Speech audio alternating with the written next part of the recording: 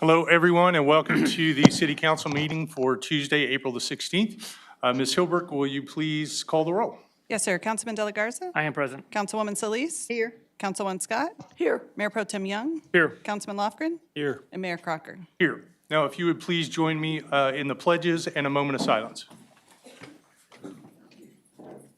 Pledge allegiance to the flag of the United States of America and to the republic for which it stands, one nation, under God, indivisible, with liberty and justice for all. Honor the Texas flag. I pledge allegiance to thee, Texas, one state, under God, one and indivisible.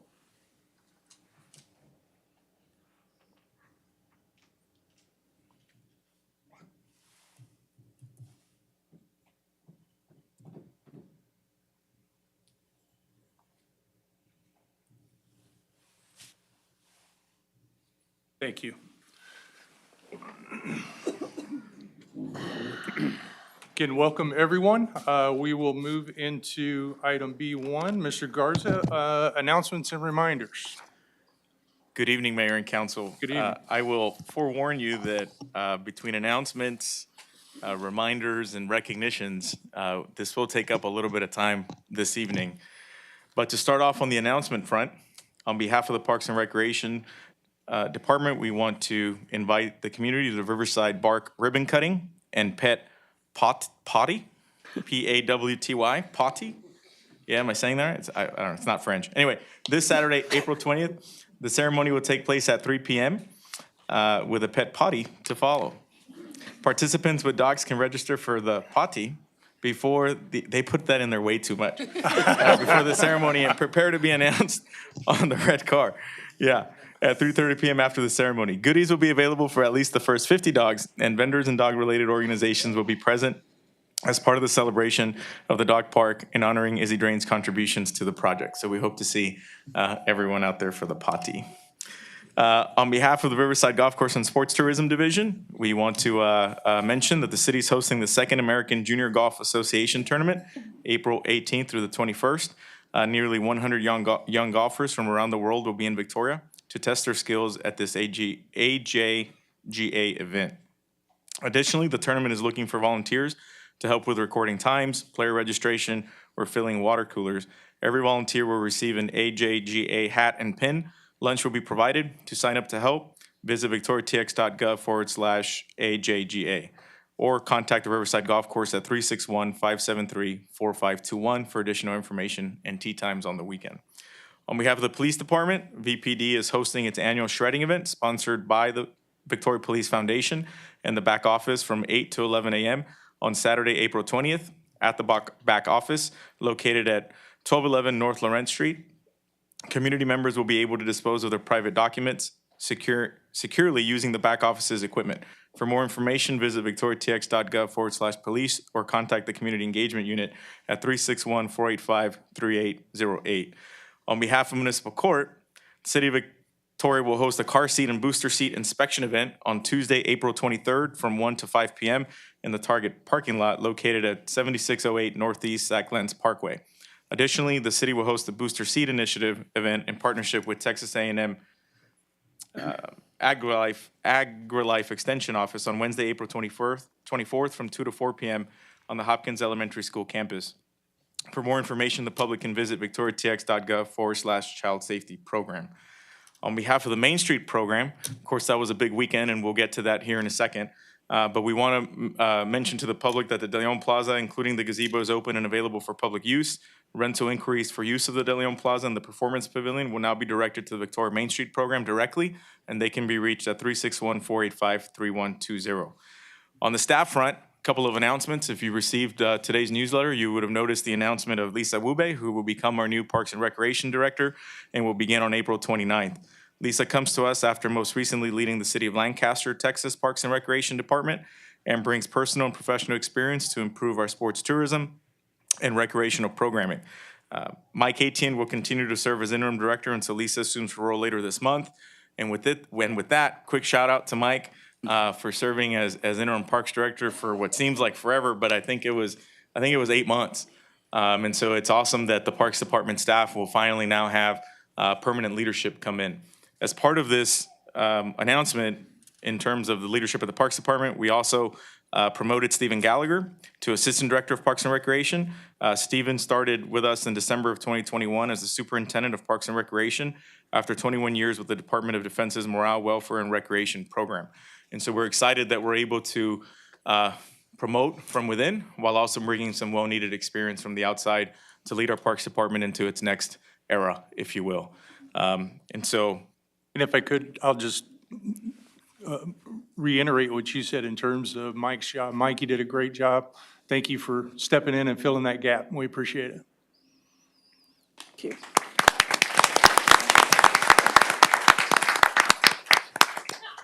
I was checking to see if Stephen's here. Is Stephen here? I didn't see. No? All right. Well, we'll let him know that we gave him a shout. So, that concludes the announcements part of it. Very good. Item B2 would be public and employee recognitions. I believe we have a couple of proclamations, the first of which is a Nurses Week proclamation. Ms. Hilbert, can you help me? Yes, sir. Whereas registered nurses in the United States constitute our nation's largest healthcare profession, and whereas the depth and breadth of the nursing profession meets the different and emerging healthcare needs of the American population in a wide range of settings, including the front line of the pandemic, and whereas the American Nurses Association, as the voice of nurses in this country, is working to chart a new course for a healthy nation that relies on increasing access to primary and preventative health care and better utilizes all of our nation's nursing resources, and whereas the professional nursing is an indispensable component of the safety and quality of care of hospitalized and non-hospitalized patients, and whereas the demand for nursing services will be greater than ever because of the aging of the American population, emerging health challenges, and the continuing expanse of life-sustaining technologies and the explosive growth of home health care services. And whereas more qualified nurses are needed in the future to make the increasingly complex needs of healthcare consumers in the community. And whereas the cost-effective, safe, and high-quality healthcare services provided by nurses will be increasingly important component of the United States health care delivery system in the future. And whereas the American Nurses Association and the Texas Nurses Association has declared May 6th through 12th, 2024 as Nurses Week with the theme, You Make a Difference. Now therefore I, Duane Crocker, Mayor of the City of Victoria, Texas, do hereby proclaim the week of May 6th through 12th, 2024 as Nurses Week in Victoria, Texas, encourage citizens to celebrate nurses' accomplishments and the efforts to improve our healthcare system and show our appreciation for the nation's nurses not just during this week, but at every opportunity throughout the year.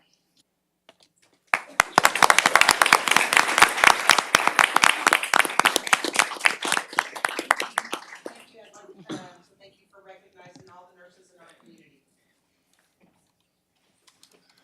Thank you very much. Well-deserved recognition. Item B2B is another proclamation, Public Safety Telecommunicators. Ms. Hilbert. Yes, sir. Whereas the public safety telecommunicators are the first and most critical contact our citizens have with emergency services, serving as the unseen lifeline during times of crisis and urgent need. Whereas public safety telecommunicators are responsible for calmly and professionally answering emergency and non-emergency calls for law enforcement, fire services, and emergency medical services, swiftly dispatching the appropriate response units and resources.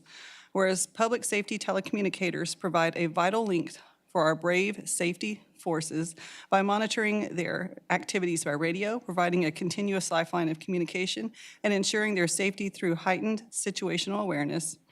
Whereas public safety telecommunicators continuously perform multifaceted jobs, simultaneously handling emergency calls, dispatching first responders, providing quality service to the public, and attending to other critical communication needs, whereas public safety telecommunicators exemplify the highest standards of professional conduct and personal courage as they render life-saving assistance in a highly challenging environment while receiving little recognition in return, whereas public safety telecommunicators work around the clock 365 days a year, including holidays, often dealing with stressful and difficult situations with resilience and perseverance to serve and ensure the safety and well-being of the public they proudly serve. Now therefore, I, Duane Crocker, Mayor of the City of Victoria, Texas, do hereby proclaim the week of April 14th through April 20th, 2024 as Public Safety Telecommunicators Week in Victoria, Texas, and encourage all citizens to join me in honoring and thanking the devoted men and women telecommunicators who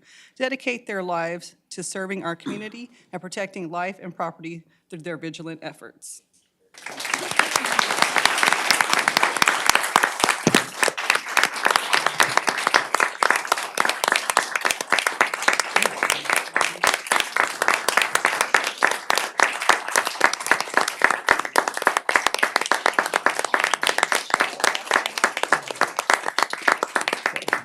Thank you, Mr. Mayor, City Council, for this proclamation. I'm Lieutenant Ralph Buentello, and I have the pleasure of working with these telecommunicators behind me. They are some of the best in the state, bar none.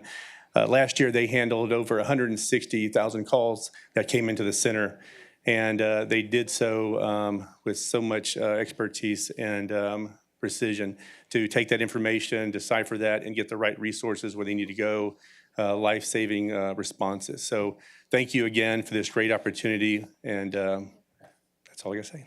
Thank you very much. Thank you.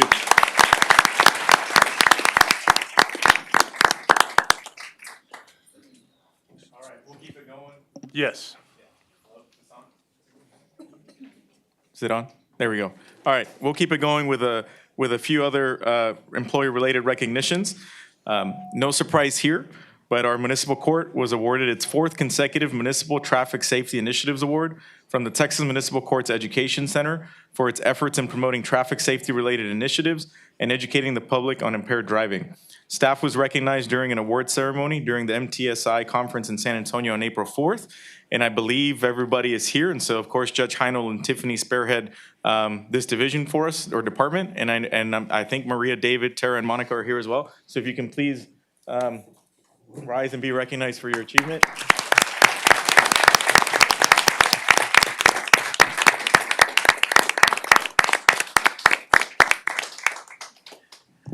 Thank you. Keep Victoria Beautiful, another success, has achieved Gold Star affiliate status for the 3rd consecutive year from Keep Texas Beautiful. This designation recognizes beautification programs that are making exceptional efforts to improve their communities.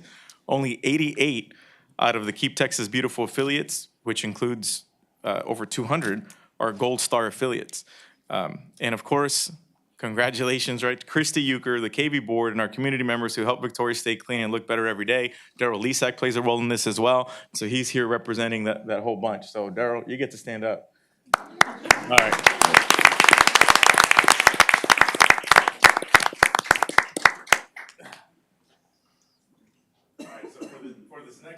For this next one, I'm actually going to stand at the podium because this one's a pretty big deal one. We just completed our Bicentennial Celebration weekend, and yeah, woohoo indeed, because it was by all accounts it was an amazing weekend. This, of course, the general public may not realize or know that the planning efforts for this weekend began literally 3 years ago. And it's been a culmination of a lot of sacrifice on staff's front, leadership on their front. They really took a lot of pride in preparing for this weekend, and I couldn't be more proud of all of the men and women of the organization who stepped up to the plate, regardless of the size of the role, to make this weekend be a huge success. And so I felt it'd be appropriate to, at minimum, verbalize each one of them by name. Of course, it would have been very difficult to have everybody here in person. However, we do plan on having a thank you breakfast with everybody that played a role. You'll be receiving an invite for that tomorrow, so that we can honor them in a more intimate setting with that. We do have a few key folks that were involved with the process here tonight in person, and I'll recognize them when we get to their names. But to start off, just a few pictures. Of course, the big weekend began with a community service project in the morning, which was a Victoria Day of Caring, and we partnered with many local nonprofits. We had over 600 volunteers that signed up. What happened? Yeah, I hear voices. I hear voices. All right. And this specific effort was an effort that Christy Euchre in particular, Elizabeth Tice with CVB were super involved with. Of course, there was other staff. And so I want to just recognize them for their leadership as it relates to this event. You'll see some pictures related to that kind of sprinkled throughout. Of course, Joe Novosad has been spearheading this effort from the very, very beginning with his role with the statue project, working with Mother Cluckers. Of course, Danielle and Kate Garcia with Main Street have also been very involved with that effort. But that kicked off the market that began at 10 a.m. that morning and concluded at 4 p.m. Of course, many of you were there for the official unveiling of the statues that happened at 1 p.m. and then the official ribbon cutting of the plaza. And of course, the night ended with the Bicentennial Ball, which by all accounts, everybody said it's the best, nicest event they've been to in Victoria, Texas in 200 years. So, I mean, kudos that somebody has that kind of memory, but really, really positive comments. Just a few other pictures of staff being involved with it. We, of course, have our KEEP Community Appearance Division folks that really helped out making sure the entrance and the exterior of the community center was looking as best as it can. Of course, you have our public safety folks represented as well, and others that participated throughout the evening events. These are just some pictures. That is me. That is not Bobby Pulido. And I think staff has requested I wear that type of gear more often. But it was a fun evening. It was a fun day. And I want to especially recognize the folks that literally stayed up all night the night before to ensure that the statues were installed in a timely manner. In hindsight, it kind of just, it's become kind of a cool story, right? To tell that, the statues arrived at 1:45 in the morning and staff was out there till 6:30 in the morning making sure that they were installed. Staff was involved that wasn't even planned on being involved. And so kudos to the fire department that came out, the public works employees that literally got out of bed to come out and mobilize equipment at 3 in the morning to help ensure that the statues were installed for the day's festivities. And so kudos to all of them. So again, just a round of applause for everybody that was involved with that effort.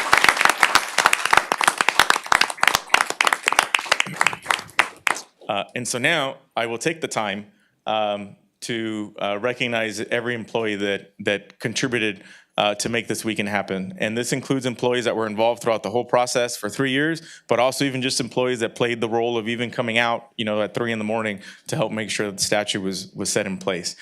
From the Building and Equipment Services Department, Roger Welder, Brisa Aguirre, Ben Trevino, Gabe Perez, Elizabeth Wood. They were all instrumental. From my own office, Keisha Smith, Derek Ferro, Victoria Morales. I do want to pause for a second there because Keisha Smith was huge in making sure that our Bicentennial Ball and event was a huge success. And I know she's not going to like this, but at least stand up and be recognized for all your work. Yeah.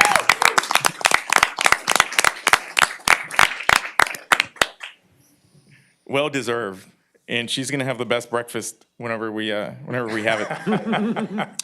From the City Secretary's office, April Hilbrick. From the Communication and Public Information Office, Ashley Strevel, Sam Hankins, Lauren Moe, AJ Gonzalez, Lizzie Pennington, Alvesa Odom. From CVB, Joe Novosad, Liz Tice, Bridget Postel, and Nancy Britton. Again, Joel has played a huge role in this as well for the last 3 years. So thank you, Joel, as well, for your leadership in this effort. You should stand up, too. Yeah.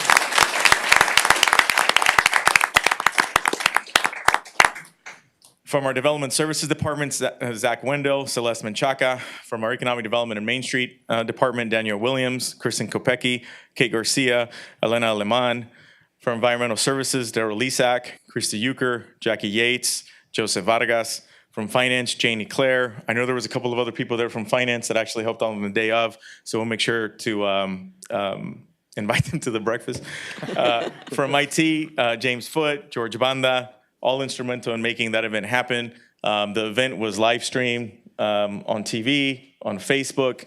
It's real easy now for the public to, and all of us really, to take for granted, having access to this online. But it takes a great deal of work behind the scenes to make sure that we have the appropriate connectivity to even make that happen.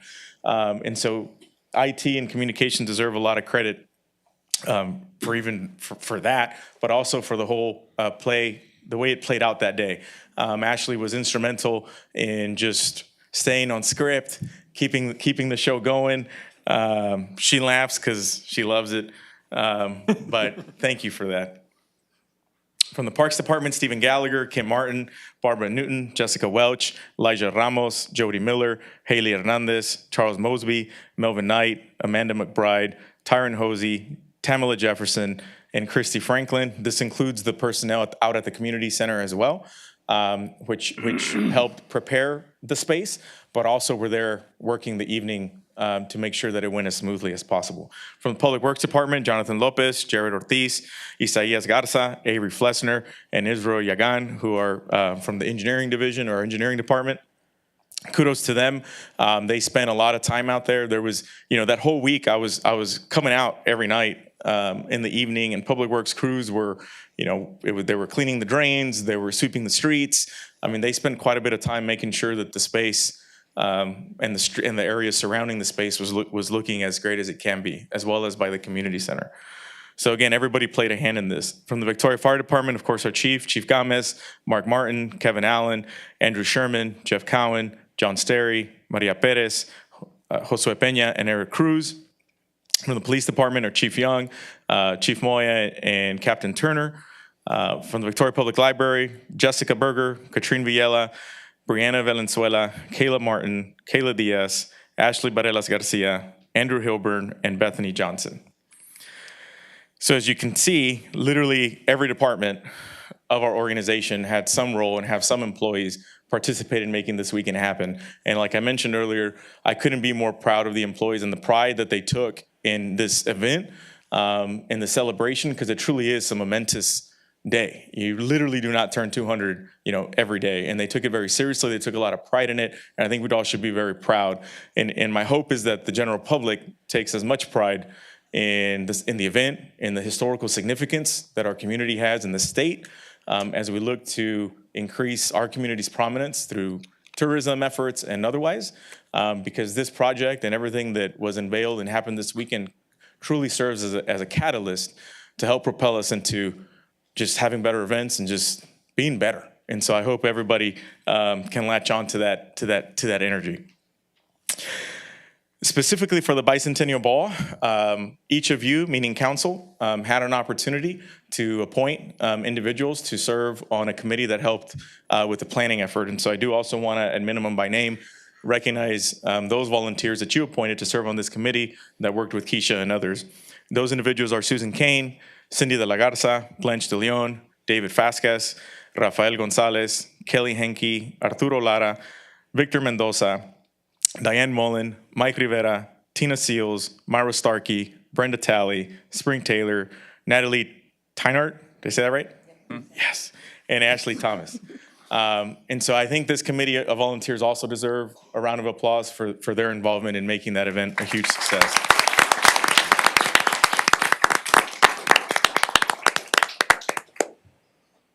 And lastly, we could have not done it without our sponsors either.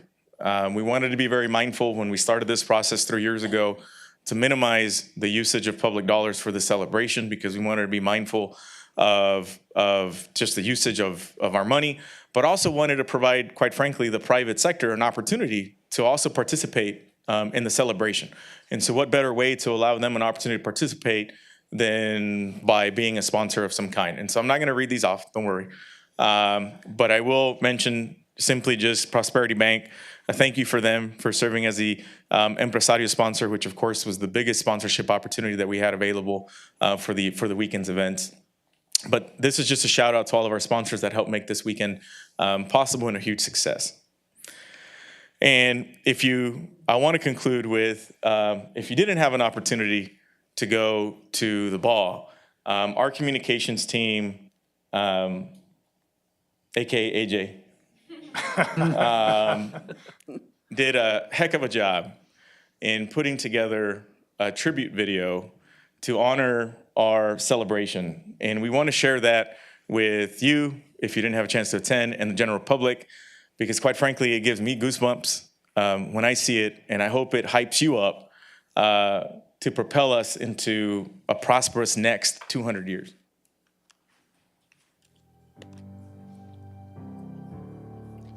It all started here, a tiny Mexican settlement on the Guadalupe River.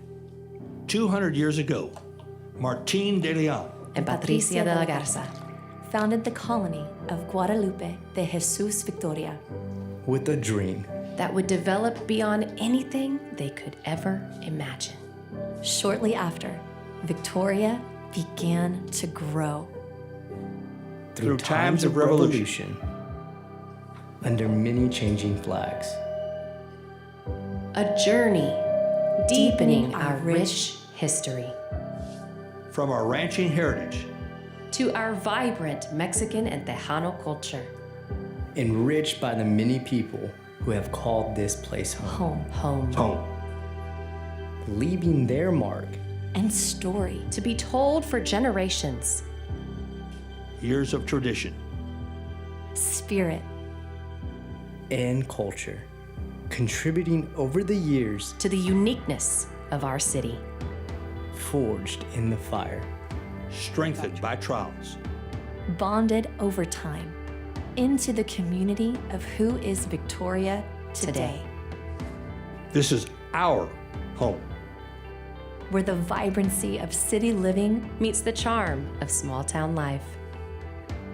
As we reflect On 200 years of history, let's be inspired by those before us, Who laid the foundation for us to build upon, passing on the torch, to the next generation, imagining what Victoria could become, working together to build a bright future. This is Victoria, the birthplace of Texas history. and the home of the Six Flags.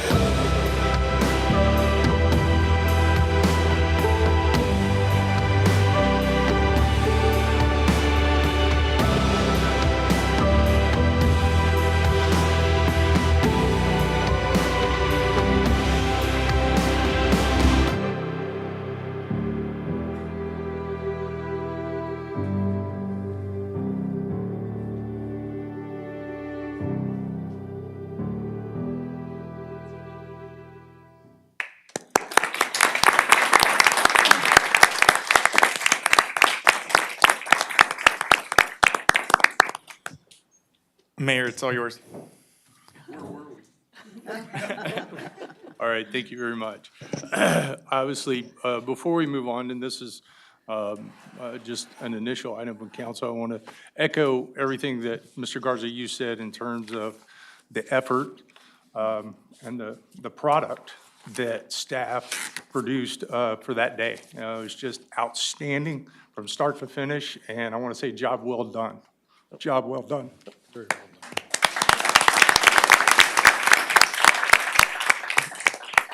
Anyone else? You know you want to. Job well done by yourself, Mr. Mayor. Yeah, I've got nothing but extreme compliments for everybody involved, just like you said, Mr. Garza. Job well done. It was a phenomenal event. Proud to be part of it, of such a historic event. So thank you to everybody. Agreed.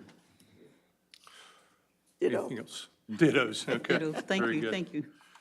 Okay, I have one item from council that I want to address. I know that there are a number of comment cards today, many of which are, I believe the subject of which is the library board.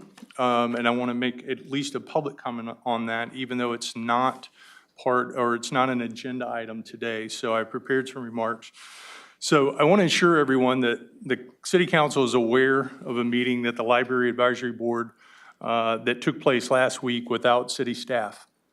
I have requested information pertaining to that matter that I hope will enable council to better understand what led to the breakdown in collaboration and communications between the city staff and Library Advisory Board members. My intention is that the totality of the situation will be evaluated by council, and that council will then formulate an informed measured, and responsible approach, which addresses not only where we currently are, but also an appropriate path forward, with the end result being the betterment of the working relationships of everyone involved. I believe it's safe to say that council is aware of the challenges that library staff, library advisory board members, and interested stakeholders have faced. I recognize the need to now turn our focus to doing what we can to ensure a more collaborative and aligned relationship between City Council, the Library Advisory Board members, and city staff. I want to express my confidence in city staff and the city manager to diligently implement and uphold direct and indirect policy direction and guidance from City Council. We are blessed to have outstanding professionals working for our city. I have zero doubts that staff has the best interest of our community in mind as they carry out their respective roles on behalf of the city. Finally, I would say that I view this situation as an opportunity, and that's an opportunity for improvement. I hope that all involved will take advantage of this opportunity as a catalyst to identify a positive path forward. Does anyone have anything to add? Nicely put. Thank you. I actually had similar thoughts, but I also have a statement written, which I'll try to paraphrase. But truly, when I appoint advisory and committee members, it is partially to help them understand the role of the city, and ultimately to be positive and supportive of city governance. I don't make appointments to give somebody a perceived power or any type of a position. And I just really don't have any tolerance for those that take it upon themselves to circumvent procedures that the city has in place to protect the city.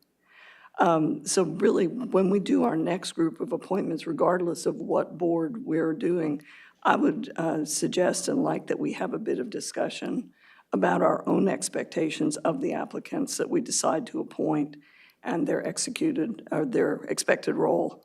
And finally, I would like to say that I do have full faith and give full support to the city manager, to the city staff, and to the assistant city managers as well, which are part of the staff. Thank you, Ms. Scott. All right. Any other items from council? With that, then we will move into citizen communication. We do have quite a number, and so I will remind everyone to please limit your comments to 3 minutes. I will then call, the first card I have is Ms. Wanda Ulrey, and I apologize if I've mispronounced that.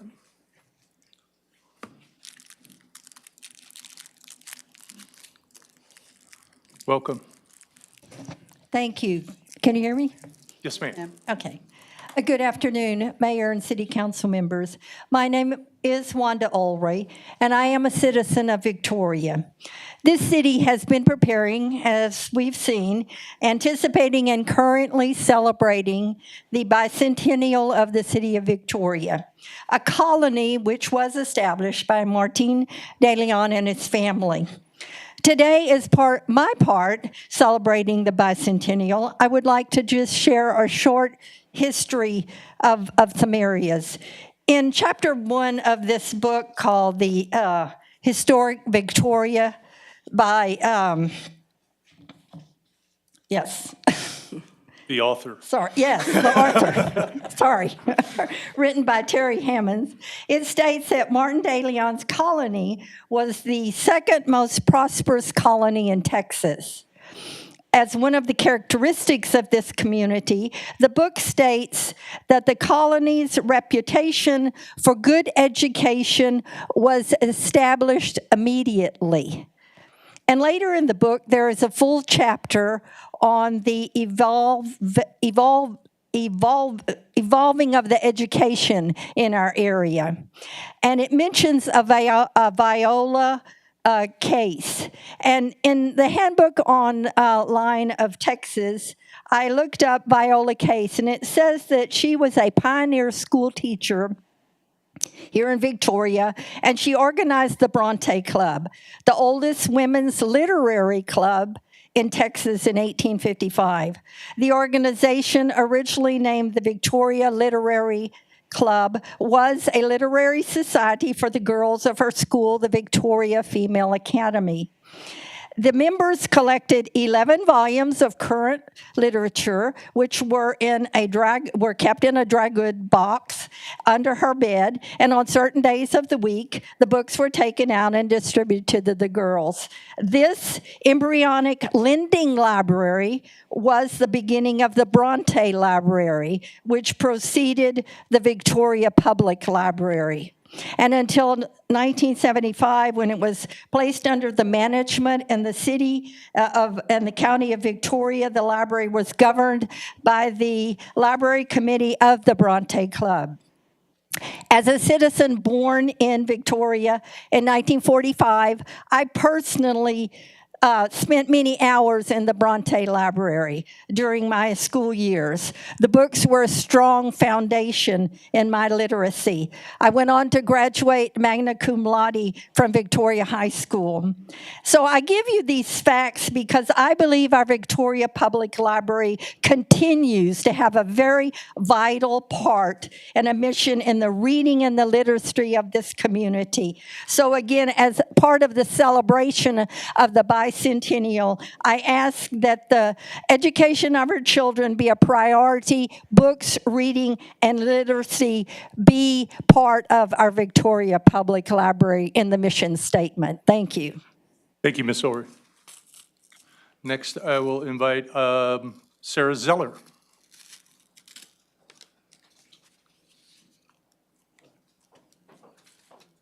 Good evening, Ms. Zeller.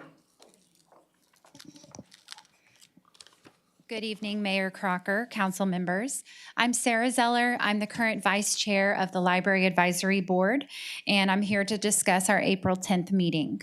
Our board chair called a meeting to hear Mrs. Berger's report on the mission statement, to have the board discuss it, and for a subcommittee to give some feedback to Mrs. Berger. Our bylaws state that the board chair may call additional meetings as required. She has sole discretion to determine that a meeting is needed. This meeting complied with the Open Meetings Act. There was public notice, the meeting was open to the public, and minutes were kept. Our outside legal counsel has confirmed we met the requirements. Mrs. Berger was asked to facilitate the meeting like normal and was invited to present her report on the new mission statement. Then Mr. Jesús Garza took over communications. He sent an angry email the night before the meeting to all the board members. He said Mrs. Berger was not allowed to attend the meeting. No library staff would be allowed to talk to any board member moving forward. They will not facilitate any future meetings, and he plans to ask you to change our bylaws. Why the overreaction? Is the mission statement off limits for conversations? I would like to tell you about the work that we do on the board. Mr. Garza says that we do not write policy, but that is not a factual statement. Our bylaws clearly state that the first purpose of the board is to develop and establish immediate and long-range policies for the library. There are 14 policies that we review every 3 years. We work with staff members. These policies all are outward-facing. They have to do with the library's interaction with the community. We combine community perspective and staff feedback to create a policy that will work for all parties involved. Staff makes recommendations, we make recommendations, and then we sit down and talk. We share ideas, we voice concerns, we ask questions, and we revise our recommendations based on those conversations. I've been in these meetings with Jessica and her staff, and they've been very positive and productive. I enjoy working with them. We are here to work with the staff, to listen to them, and to provide community perspective. An advisor is of no benefit if they always say yes. The only useful feedback is honest feedback, even if it's difficult to hear. The mission statement matters. We don't write it or approve it, but we have a legitimate interest in it. It will set the direction for the future of the library, and it will impact every policy that we work on.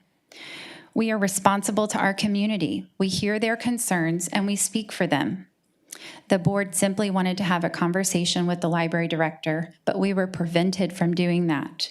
We were shocked and very disappointed to see Mr. Garza's anger and the obstacles he has placed in our way. We look forward to future meetings, and we hope staff will be allowed to participate in those. Please let me know if you have extra questions. Thank you. Thank you, Ms. Eller. Next, I have Ms. Catherine Olson.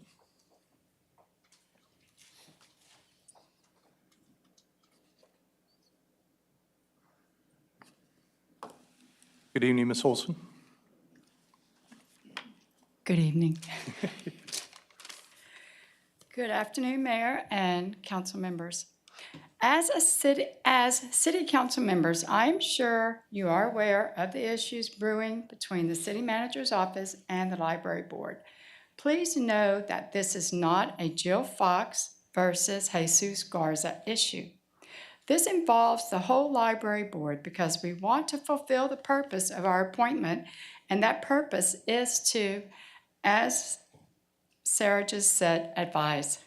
However, we can't advise if we never have the opportunity and build consensus. Our request is that Jesus follow the bylaws that he accuses us of breaking. Late last week, Dr. Cox sent each council member an email. I hope that you have read it and the attachments thoughtfully. How on earth has a simple mission statement caused so much controversy? Well, here it is. Our mission, I want you to really listen carefully for what you might think is missing. Our mission is to enhance our community's well-being by providing a welcoming space that priorities improving access and technology, fostering strong community support, inspiring personal development, and serving as a reliable anchor for our diverse community. I don't know if you notice anything that's missing, but now you tell me, is there anything about that statement that brings you to a point of thinking, they are talking about the library? Are we such a diverse community that the goal is for the library to morph into something that does not include books, literacy, or satisfies curiosity and stimulates imagination? Do we no longer want to encourage the expression of creativity? Of course we do. The previous mission statement said, Victoria Public Library encourages a love of reading and commitment to literacy, provides materials and services that satisfy curiosity and stimulate imagination, develops programs that encourages the expression of creativity and utilizes technology to support collaboration. I like it. So I ask you, why and who decided that this dramatic change in the mission statement was necessary and to what end? So right here is where the bells and whistles started going off for the members who ultimately went to Jill Fox and said, what is happening? What kind of vague, non-descriptive mission statement is that, and why the changes? Many libraries across the country have gone woke and radical. That's not who we are. Our conservative community would like to stay conservative. Thank you for your time and attention. Thank you, Ms. Olson. Next is Michael Vandora.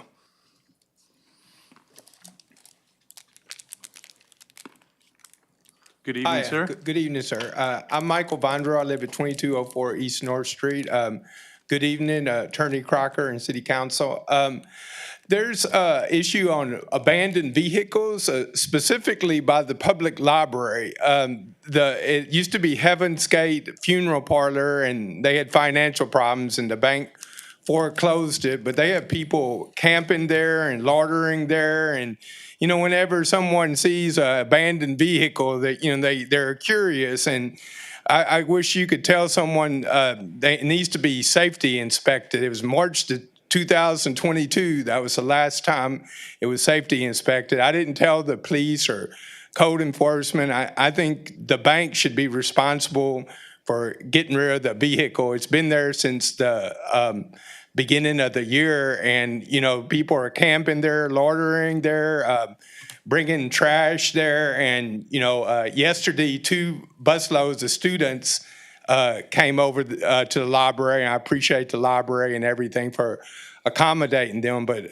I would like the students to feel safe, and all those people camping and loitering there, that's not right. You know, we got a new state law that makes camping on private property illegal, and I wish someone could tow that vehicle up there. It's been there about 4 months, and thanks, and have a good afternoon, sir.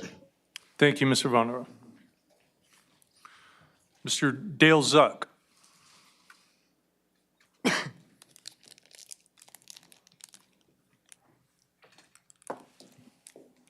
Good evening, Mr. Zuck. Good day, Mayor. I'm Dale Zook. I'm from the community of Inez. I'm not here to talk to you about the library board. You can take a breath. I'm here to talk about who's really in charge of the community. The honest truth is that the people who are in charge of the community are the residents of Victoria.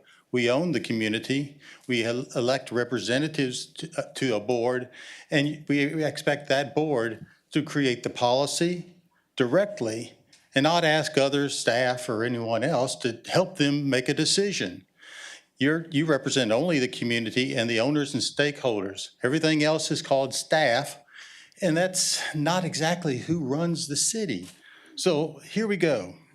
Victoria does have 3 different taxing entities. We have the county, we have the school district, and we also have the city. The county is what you'd call a very truly representative. We elect directly the county commissioners. We have problems, we call the county judge. We call the commissioners court members, and things get done. If we have a problem with the department, we directly call them. The county commissioners can call them, and things get done. What is the problem we have? When I come around y'all, we hear you talk about staff. Who owns the city? Gentlemen, lady, you own the city.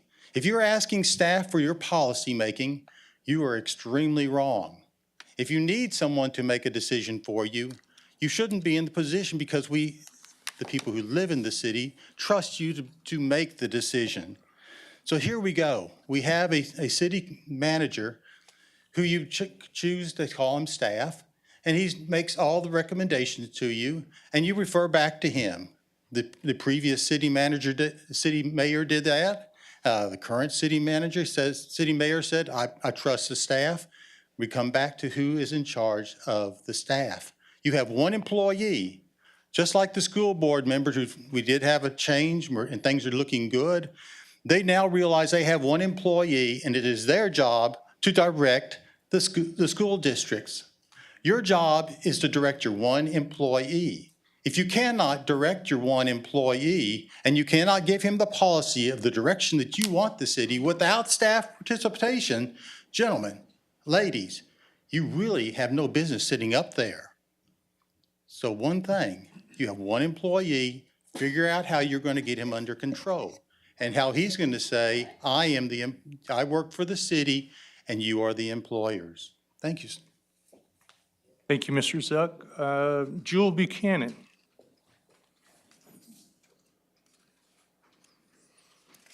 Good evening, Ms. Buchanan. Hello. It's so nice to see you up there.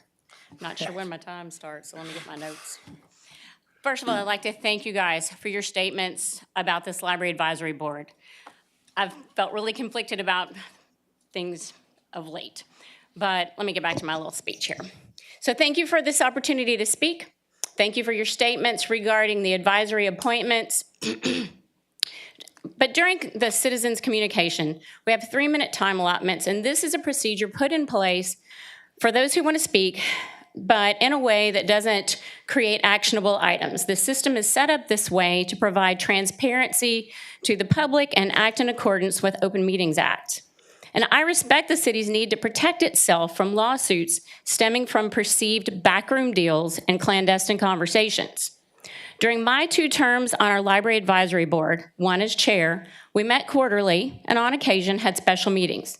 We followed the procedures in place and accomplished our tasks without rancor and within all set procedures, bylaws, and ordinances, and we never had to come to city council to fuss. We never went to county commissioners to fuss. We all worked together. Last week, I heard there was a special meeting of the advisory board to discuss the mission statement. I thought it odd that it wasn't posted online and that it was held off-site in a building currently under construction, but I had missed the previous meeting, and as a library patron and former advisory board member, I wanted to catch up on the direction plan for our library. I learned that this meeting was not, in fact, sanctioned by the city, but that the county had given permission. The problem is that while the library board may have members appointed by the county and members appointed by the city, the governing body for the library functions that responsibility is a city responsibility. The county merely houses the library. This situation is akin to a child asking their parents, landlord, for permission to do something. This city-county relationship that we have is tangled enough without this advisory board pitting one against the other. Anyway, at this meeting, an email was read and later disseminated to attendees. I was one of those attendees, so I have it. But the point of the email was either purposely ignored or just misunderstood. It's obvious from the wording that the city manager had no problem with the calling of a special meeting or the purported reason for the meeting, which was to address the new mission statement. There was no intent to silence voices, as an advisory board member stated at the meeting. It was just to ensure that the scheduling processes were followed.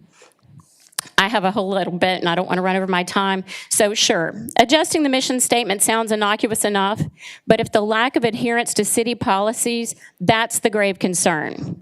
Even though this is just an advisory board with no real power that I served on successfully, Kim Pickens served on successfully, you, the city, and we, the community, should be able to trust that the people appointed to this board are going to follow the rules and procedures put in place by the city government to protect us from lawsuits. Thank you. Thank you, Ms. Buchanan. Next, I have Zed Stewart.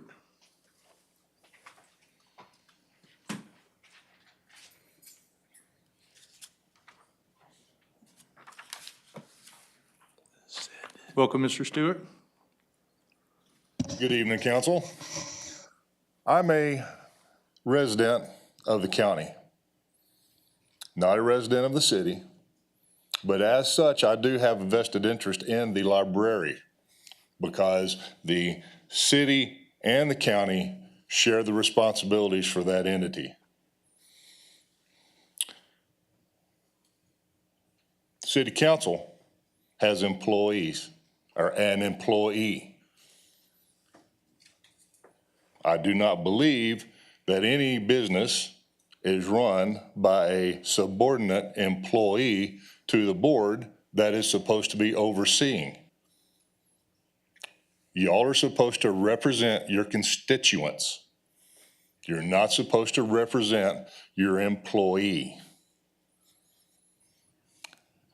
The county is responsible to people who reside in the county of Victoria. As such, their responsibility is actually much greater than city council's.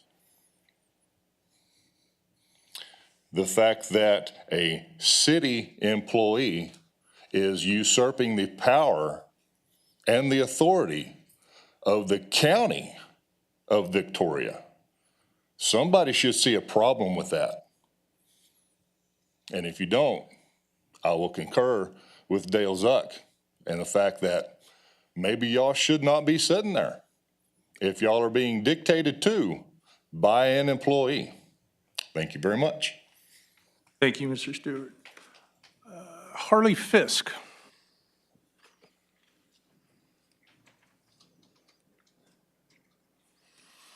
Good evening, Mr. Fisk. Good evening, Mayor, City Council members, and interested citizens. The word diverse and its sister word diversity have gotten a bad rap. Last weekend, the City of Victoria and its citizens demonstrated the beauty of diversity. As we celebrated the 200th anniversary of the founding of Victoria, citizens of all walks of life came together to make this weekend, to make this a weekend to remember as they went about improving the city. We had individuals of all races, religions and non-religions, national origins, ages, and sexual preferences working together. They cleaned the parks, painted cages in the zoo, played and danced in the square, and performed a multitude of other services for this great city. During the past 200 years, Victoria has flown all of the 6 flags that have flown over Texas. We, the citizens of Victoria, have pulled together the best of each of these cultures to make Victoria the vibrant, growing city that it is.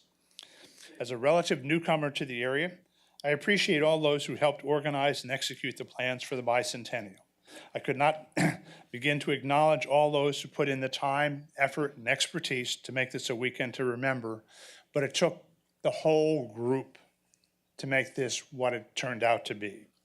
Right? I'll give a shout out to the mayor, the past city mayor, the city council, the city manager and his staff, the county judge and the county commissioners, the assistant city managers, Keisha Smith, Christy Euchre, the Main Street program and staff, and all the other city departments and employees, and all of the volunteers. I just want to know that with all that has been learned, next year when you celebrate the first anniversary of the bicentennial, it'll be even better. Thank you. Thank you, Mr. Fisk. Ms. Kim Pickens. Good evening, Ms. Pickens. Good evening. It's good to see all of you guys. I just want to say I'm exhausted. I really am. The thing is, in the past 2 weeks, and especially I'll just say in the past 2 days, I've had over 20 individuals and families contact me about being homeless or on the verge of homelessness. I would love to sit down and talk with all of you and have a real discussion about Homelessness 101. Ask me whatever you want. Let's talk about real solutions. Let's sit and think about ways that we can make things better. Because obviously from there's a lot of things I want to say. I'm trying to be really nice because I'm listening to people who are the people who are not giving and caring, and they think they are. They don't think that homeless people should go to the library. They don't think that there should be diversity. They don't think, it's just so frustrating. The thing is, they don't know how the city of Victoria and how you guys work. The thing is, none of you guys gets paid to be here. You don't get a salary. I wish that, Duane, we could pay you $1 million so you could be the mayor of Victoria, but that's not the way it works.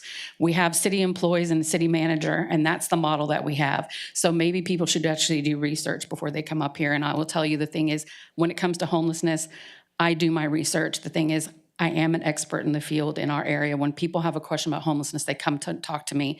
Some of the people in this audience I have helped when they've been in trouble, or they call me. My cousin, my mother, my so-and-so needs help. I never would reveal who they are. I would never. The thing is, I don't care what political side you wash out on. The thing is, if you need help, I'm going to try to help you. But right now, I need you guys' help to help me help all these people when they're down, when they're out. And like I said, when it comes to racism, when it comes to homelessness, when it comes to a lot of things, you will see me front and center. People can say what they want about me. They can call me names as long as they leave my kids alone. The thing is, they can come for me, whatever you want to do. If you guys want to talk to me outside, you can talk to me outside. But Jesus has done a great job. Don't come for him, please. Not unless you really know what's going on. And I'm saying that for all of them. You guys have already shown your support. Jewel and I, like she said, we served on the library board. I served for 8 years. I got a plaque. I can show you. I didn't bring it because I didn't know I needed to. But the thing is, we never had problems like this. We ran, people from the community, of all parts of the community, came to us and asked us questions. I can't tell you how many times people said, thank you so much for being on the library board. Thank you for the programs that you guys are doing. Thank you for all that. Because we listened to what the library professionals said, and we worked with them to make sure they got what they needed. That's the way you do. That's how community works. It's not divisive. It's not full of anger and hate and all that. It's listening to what people have to say, listening to people who know more than you do, and getting things done. That's how we came up with the 200th anniversary and all those things. So thank you for your time, and please, you guys know how to get in touch with me. Thank you, Ms. Pickens. Next, I have Steve Westall.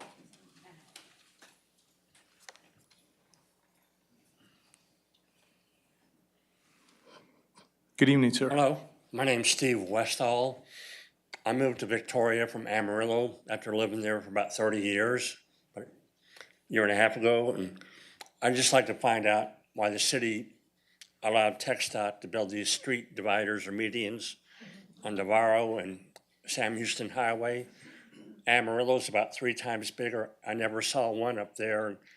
To me, they're a safety hazard and time and gas waster. That's all I want to say.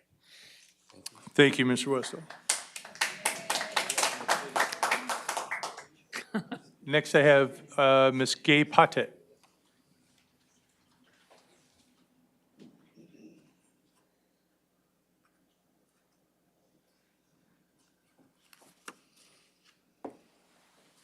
Good evening, Ms. Patek.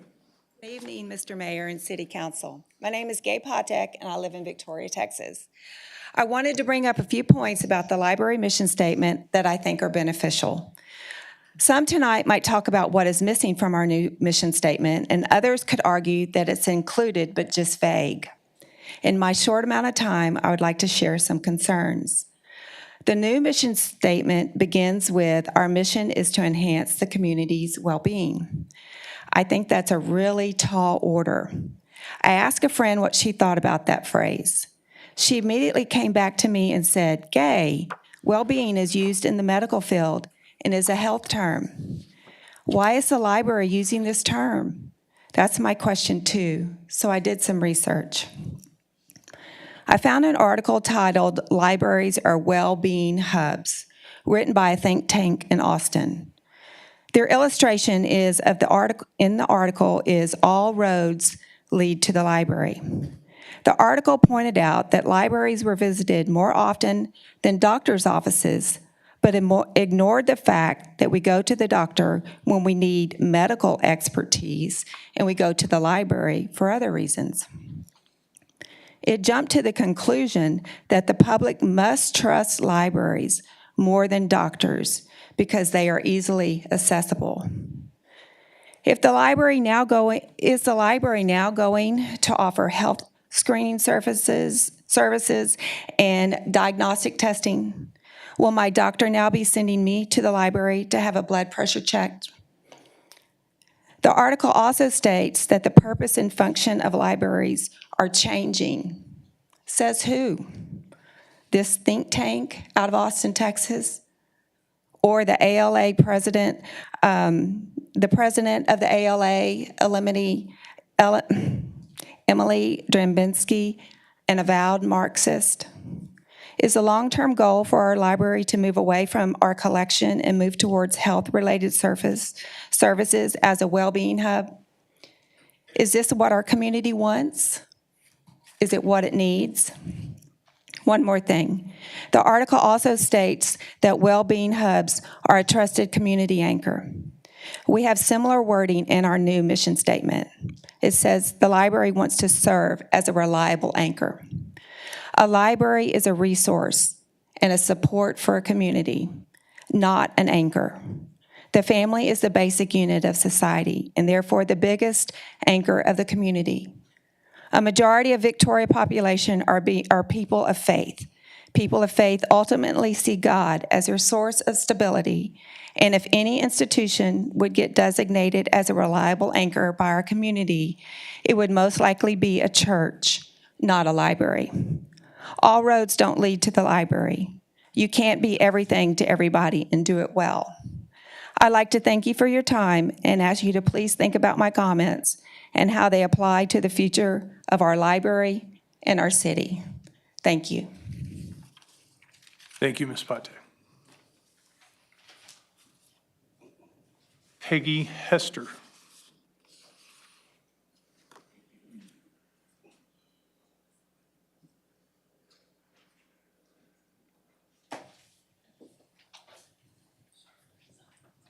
Good evening, Ms. Hester. Hello. Thank you, City Council and Mayor, for this time to speak. My name is Peggy Hester. I'm a longtime resident of Victoria. And I'm speaking concerning the mission statement. When I first read it back in February before the Library Advisory Board meeting, I immediately saw the differences between the 2020 mission statement and the 2024. I was just struck by the difference. And so what has changed in 4 years so that our Victoria Public Library no longer sees its mission or purpose to encourage and foster a love of reading and a commitment to literacy. The library's primary purpose is to provide books and materials to people in our community for information and for reading pleasure, to help people attain real education and expand their imaginations. This is not even mentioned in the new mission statement. The new mission statement is ambiguous. It's not clear. The new mission statement, in my opinion, fails the Victoria community. We need strong readers. We need literate citizens. We want children to grow up loving books, loving learning, being excited about that. Our community needs it, and the people, individuals, we need that.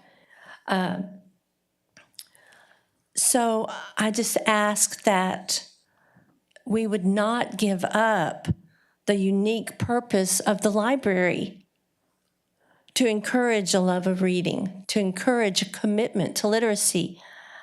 Our Victoria needs that. And keep that the main thing of the library. I did speak at the Library Advisory Board, but I also wanted to come and give you my thoughts on this. Thank you so much for all that y'all do, for taking your time and your roles and your responsibilities seriously. Many people are praying for you and for our city. Proverbs 29:2 says, when the righteous are in authority, the people rejoice, but when a wicked man rules, the people groan. And so may God be glorified by your efforts and by your decisions. And thank you. Thank you. Thank you, Ms. Hester. Tony Vasquez. Good evening. Last week, out of curiosity, I attended what I thought was a normal Library Advisory Board meeting, only to discover that it was really a gathering of people playing a game of what a board gone rogue looks like. Having been appointed by this council in the past, I served on that VPO board for 6 years. And in that time, I assure you that this sort of behavior was unheard of. We respected our city manager, officials, staff, and procedure.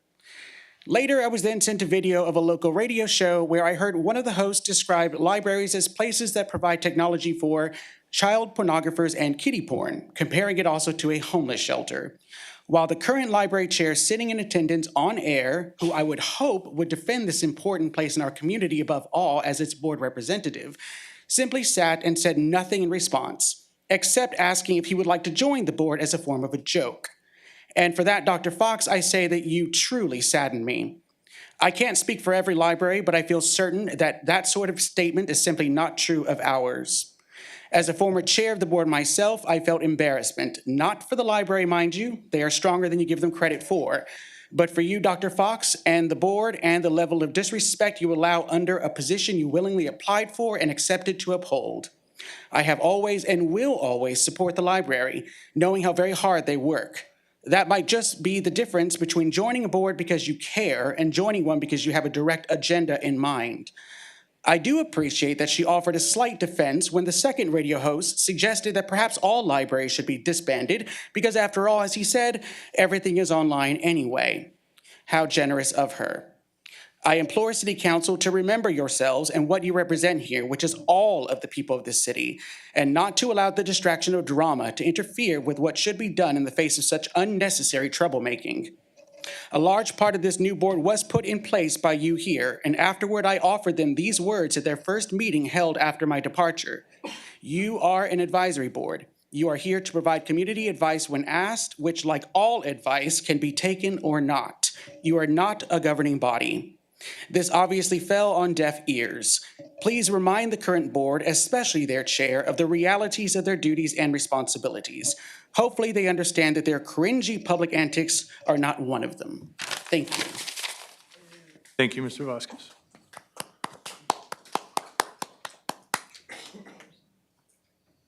I apologize, I can't quite make this out. James, is it Heater, H-E-E-T-E-R, or Hester, H-E-S-T-E-R? Hester, I apologize.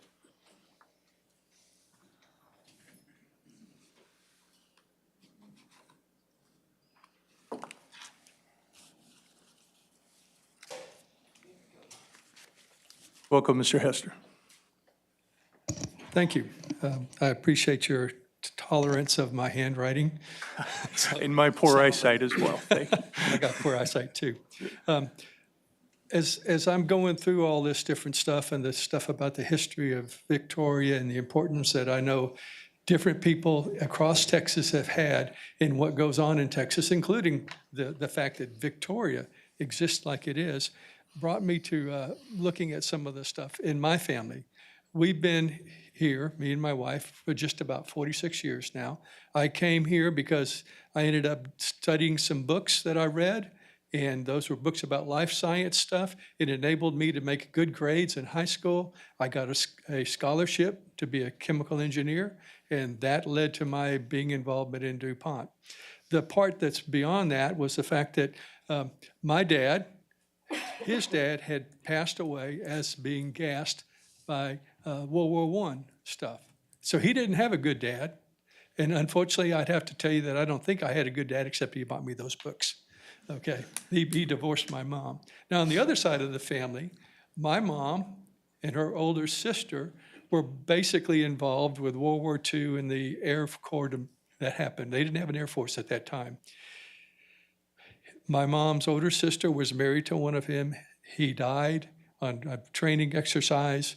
And so afterwards, they found out she was pregnant. And so my grandfather suddenly had a baby in his house again. My mom had an Air Corpsman also who did the 24 flights over Germany. So she went to the Beaumont train station expecting him to come back after the 25th flight. I found a letter after she passed away of the condolences she had from the people, the parents of that young man that died. And so, anyway, so after that, I think that's what prompted my grandfather to do this. He's a medical doctor, and he basically has this certificate of appreciation and grateful recognition of uncompensated services patriotically rendered his country in the administration of the Selective Service System for the period of 3 years. I think that Victoria has lots of people that have probably contributed an awful lot. And if there's anything I think that maybe the Victoria Library needs to add would be things like these, where you see, this is the one that Truman gave him, but he had one from Roosevelt before, two of them before Roosevelt. And so I think you have some people in this city. It'd be great to get a history of the people in this city, whether they were born here or not, and say, hey, you know, we got great people. Thank you. Thank you, Mr. Hester. And my last card is Woodrow Wilson Wagner II. Welcome, Mr. Wagner. Thank you, Mayor, members of council. I'm here to ask for better communication between our city government and our library advisory board. On the day of the mayoral election, I wrote a column in the Victoria Advocate about being true servants to all those in need, and stated that our next mayor of Victoria needed to be a servant leader in thought, word, and deed. I said that all of our city leaders must have a servant's heart to pave the path of progress through listening, empathy, awareness, and stewardship. I affirmed in February from this very podium that Mayor Duane Crocker has indeed been the servant leader that will listen to all the constituents, not just the ones that agree with him. I'm fully confident, Mayor, that your thoughtful brand of Aggie leadership can promote better communication and cooperation between our city staff and Dr. Fox and her library advisory board colleagues. As a professional communicator and mediator who respects people on both sides, I offer my assistance, Mayor, to you and the council in bringing these two sides together in a productive and respectful dialogue that reflects the interest of all citizens of Victoria. Like many in this room, I have been an active participant in the debate regarding the guidelines of checking out books. Indeed, I've not always agreed with some of the folks who stood at this podium, yet I believe in democracy and the right of all people to express their views. At the end of the day, I'm still going to have a real conversation with my fellow Aggie Dale Zuck, even when we disagree, especially when we disagree, instead of blasting him on Facebook with a faceless rant. As human beings, we can indeed hold two thoughts in our brain at the same time. We can disagree with an argument, yet still respect the person making it. Both sides need to listen to each other. Escuchen, por favor. Democracy thrives on humility and empathy. Democracy thrives on conversation and cooperation. Emails and Facebook rants are poor substitutes for real conversations with real human beings. We can do better. We must do better. When I was in the second grade at OLV, Sister Leonita Barone taught me a song that would inspire me for the rest of my life. Make us true servants to all those in need, filled with compassion in thought, word, and deed, loving our neighbor wherever the cost, feeding the hungry and finding the lost. Now more than ever, Victoria needs true servants. So say we all. Thank you, Ms. Weck. That closes then citizens' communication. I thank you all for your comments. And we will now move on then with the meeting agenda into item C, which is items with public hearings. We'll take up item C1. Item C1 is an ordinance vacating, closing, and abandoning an alley in its entirety in Block 89 of the North Heights Addition in the City of Victoria in response to the petition of 100% of the adjoining landowners. This item is on first reading. Hello, Ms. Fulger. Good evening. I guess they're not here to hear me. Sorry, jokes aside. Tonight, we do have a request from adjoining property owners to abandon this alley in Block 89 of the North Heights subdivision. The North Heights subdivision was dedicated back in early 1900s, 1908 or 9. It's very hard to make out on the original plat. And as you can see, it looks like we already have some encroachments in the alley. There are no easements in the alley, and both of the owners, the block is owned by two owners. Lots 5 through 8 is under one ownership, and lots 1 through 4, the southern half, is under a separate ownership. And both of those owners have requested abandonment of this alley, and staff does recommend approval, finding that we no longer have need for it. As with all right-of-way abandonments, we do recommend conditioning this upon replatting of that abandoned portion into lots. So ultimately, this block would be 2 lots with 5 through 7 in the north half of the alley combined into 1 lot, and then lots 1 through 4 in the south half of the alley combined into a second lot. And just to clarify, there are no current utilities there, Correct. so there's no need to keep the easement. Correct. Or an easement, okay. Any other questions? Yes, Okay. so who did you say gets the alley? So the adjoining property owners each get half. Okay, so you're talking about half going across or half going down this way? Yes, so one property owner owns lots 5, 6, 7, and 8, so they would get the north half. Okay. And then the second property owner owns the southern half, lots 1 through 4, so they would get the southern half of the alley. What size is that alley? You know the width? I believe it should be about 20, but 16. 16 feet? Okay. So each one's going to get 8 feet by whatever long the, okay. I missed that. I thought you said it was conditioned, and then you said there wasn't a condition or Condition on a replat. replat. Mhm. Okay. But not, we do not need to retain an easement.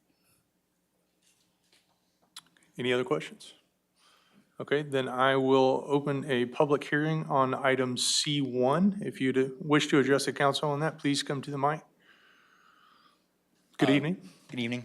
Carlos Swanson with Cross Development, and this is, Chris Hogan with L Squared Engineering. and so we're just making this submittal. We're proposing in the future to hopefully build a car wash there, and we are hoping to be able to abandon the alley so that we can utilize the site well. Okay, very good. Thank you, gentlemen, I appreciate it. Is there any other comments on item C1? Public hearing. I think I just opened a public Oh, hearing, and yeah. that was part of it. Yeah, there Right, was- so are there any other comments on item C1 as part of the public hearing? Seeing none, I will close the public hearing, and I will entertain any motions with respect to this item. So move. Second. I have a motion and a second for approval of item C1. All in favor, say aye. Aye. Aye. Opposed, like sign. Item C1 carries. Item D is the consent agenda. Ms. Hilbert. Item D1 is the adoption of minutes of the regular meeting held on April 2nd, 2024. Item D2 is an ordinance approving a budget amendment to the FY 2024 budget in the amount of $45,000 for costs related to the May 2024 election. This item is on second and third reading. Item D3 is an ordinance annexing 10 acres located on Highway 185 South, specifically described as Lot 2 of Block 1 of the 3-mile subdivision number 1, and being the future site of the Billy T. Catan Recovery Outreach Center, and approve an annexation development agreement for Lot 1 of Block 1 of 3-mile subdivision number 1. And this item is also on second and third reading. Item D4 is a resolution approving an amendment to the advanced funding agreement with TxDOT for the Spring Creek Briggs Road Bridge project. Item D4 is a resolution approving amendment number 1 to the interlocal contract with for licensing with SCPDC software for permitting, planning, code enforcement, and addressing GIS integration modules for a total yearly contract cost of up to $58,860. Item D6 is a resolution awarding the 2024 crack seal project to 4B Paving Incorporated in the amount of $145,250. Item D7 is a resolution awarding the Vine Street Waterline Replacement Project, which is Trinity Street to North Street, to E-Tech Construction Incorporated in the amount of $552,194. Thank you, Ms. Hilbert. I'll entertain any motions with respect to the consent agenda. I move we adopt the consent agenda as read. I second it. We've got a motion and a second to adopt as read. All in favor, say aye. Aye. Opposed, like sign. Consent agenda passes. Item E1. Item E1 is a resolution awarding the 2024 street rehab project, which is Bridle Ridge to Vista del Sol project to Clark Construction of Texas Incorporated in the amount of $5,169,399.80. Good evening. Good evening, Council, Mayor. That's not. Uh-oh. No, that's not the, well, I was trying to get to the beginning of the vicinity maps weren't the first. That's all right, we'll start here. Okay, this project consists of the reconstruction of the streets, phases 3 and 4 in Bridle Ridge, which will complete the reconstruction of all the streets within that subdivision. Also, as part of this project was all of the streets in the Vista del Sol subdivision will be reconstructed. The contract award hopefully will be tonight. With contract execution will be during the month of May. Visited with the contractor. They're expecting to begin construction on this project. They will probably start up in the Bridle Ridge subdivision first in June or July. And then they expect to complete all of the work August of next year. Okay. That's all. Okay. We got a little jingle, apparently. Apparently we did. Apparently we did. That wasn't what I thought I sent, but anyway. Was that Sports Center? I don't Oh, know. that I'm just too. kidding. Will they? Anyway. Will they be, like, they'll do one subdivision start to finish and then go to another one? Or Yes, sir. What their plan of action will be was they were going to the Bridle Ridge subdivision. They were going to replace segments of curb that have either settled, rolled back, but definitely need replacing. Once that is done, that crew will go to the Vista del Sol to start working on the curb there. And then their street crew will come in and start working, excavating the existing base down to the subgrade, and they'll start working and stabilizing the subgrade, then putting in the base and building that street back. Then when they finish here, then they will go to the Vista del Sol. Thank you. I just wanted to make sure there weren't going to be, curbs done and then barriers put up and no action for months. No, ma'am. That is not the plan as when I talked to them last week. Great, thank you. Any other questions? I just had a comment that unlike some of our other projects, I was, on this one, pleased to see that we did get multiple bids. We did. Which I'm glad to see, and hopefully we can continue that trend because a little competition's good for the marketplace, as they say. Yes, sir, it is. Good, good. Any other questions? If not, then I will entertain a motion with respect to this item. Motion to approve. Second. We've got a motion and a second for approval. All in favor, say aye. Aye. Opposed, like sign. The motion carries. Thank you. All right, item F, city manager reports. So David's going to continue While you're this. here. Yeah.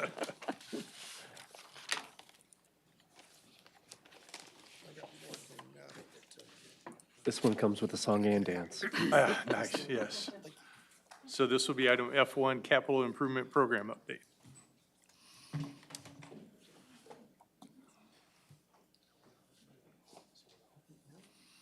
Thank you, Mr. Garza. Thanks, sir.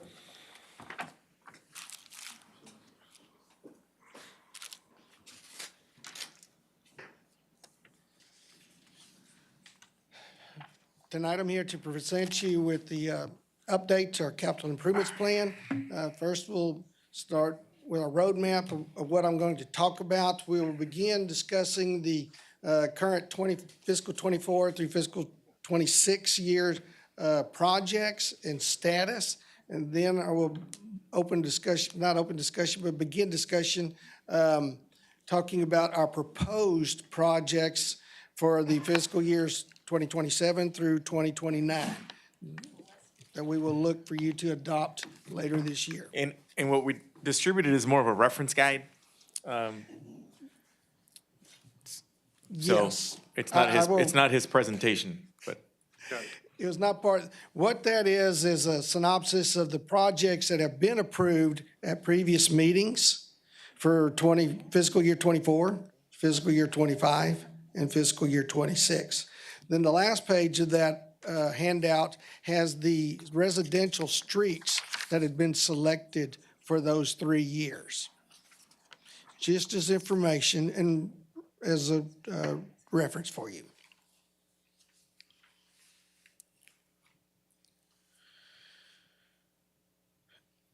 The fiscal year 2024 status, CIP, Tanglewood Phase 1, paving and drainage. We received an estimate from the design engineer of $7.1 million. This indicates that we are anticipating bid opening in summer of 2024.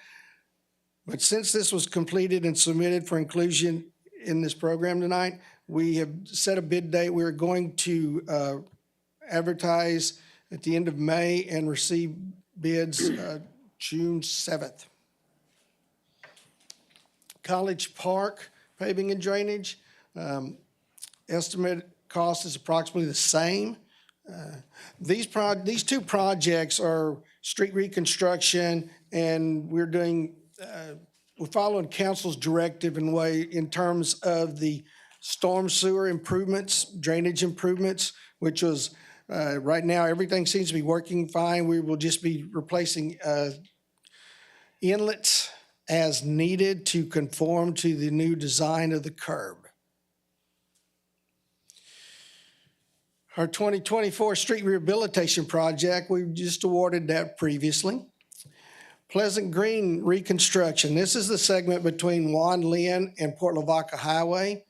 That was advertised this past weekend. We are going to be receiving bids on May 1st, and hopefully in May we will come to you with a recommendation for award on that project, and they could begin work later this summer. The Vine Street reconstruction was postponed to fiscal year 2025. And Riverside Park boat ramp and kayak project. We've got engineering services procurement. I'd like to elaborate a little bit more about that statement. This project is funded by grant. Well, it's also some city funds that are going to be contributed to this also, from the Texas Parks and Wildlife Department. We cannot even begin the procurement of the engineering and professional services until there's a contract executed between the Parks and Wildlife and the city of Victoria. As of yet, no contract has been issued for the city to review and execute. We are expecting that later this summer. By the time that is executed, we are thinking that once we go out for the procurement, we may do the engineering procurement and bring an engineer on board maybe September, October, we begin a new fiscal year. That would be when the actual design would begin for that work. We're anticipating close to a year on design and permitting because some of this work's going to be on riverbank. There are going to be associated permits from the U.S. Army Corps of Engineers. I've never had one of those that went fast. So. Fiscal year 2025. As you can see, we did move the Vine Street reconstruction to this project list. Otherwise, all the other construction projects have remained the same. Bon Air paving and drainage improvements, phase 1. We recently received an updated cost estimate from the design engineer in the amount of $5.25 million. This is greater by about $1.7 million than what the original budget was. So we've been working and discussing with Finance Department on where to find the funds to fulfill this construction project. John Stockbauer Mill and Overlay. Originally, the project was proposed to mill and overlay from Mockingbird to Salem Road. But in order to continue with the steady progression of the work, originally it has been done recently from Houston Highway to Airline. We would rather change the segments, approximately the same amount of work. We'll go from Airline Road to Bend, Jordan this next year. In 2025, we are looking to perform approximately build approximately 15 miles of streets. In fiscal year 2026, the current list of construction projects is remaining the same. We are looking to begin a construction phase 2 of the Bon Air paving and drainage improvements. Fiscal year 2026 is also the year that we will begin engineering and right-of-way acquisition for both the Guy Grant Road and North Street Phase 3. We expect that the construction of the Riverside Park Boat Ramp and Kayak Project would begin in 26. And that the Children's Park Splash Pad would begin, more than likely because they're in the same location, but they're two different types of projects. There'll be two separate contracts, one for the park equipment and one for the splash pad. And as such, these will probably be constructed over a 2-year period rather than trying to do them at the same time and the two contractors stepping on top of each other. That's still using grant fund money, correct? Foundation money. Thank you, foundation money, Yes. thank you. So I think we're up to $400,000, I think. Yes. From the foundation to go towards the splash pad. Okay, thank you. And we're proposing that we'll be improving 15.5 miles of street during fiscal year 2026. And just real quick, David. Yes, sir. One of the big reasons why we wanted to distribute, I asked staff to distribute the document that you have in front of you is because we didn't want to necessarily represent every single project that is in the CIP for fiscal year 24 through 26. And we didn't want you to think that the few projects that he listed on the slide were the only things that were going on those fiscal years. And so we wanted to remind you that fiscal years 24 through 26 have a substantial amount of projects in them. Yes. And that's what this handout is intended for, to help remind you of that.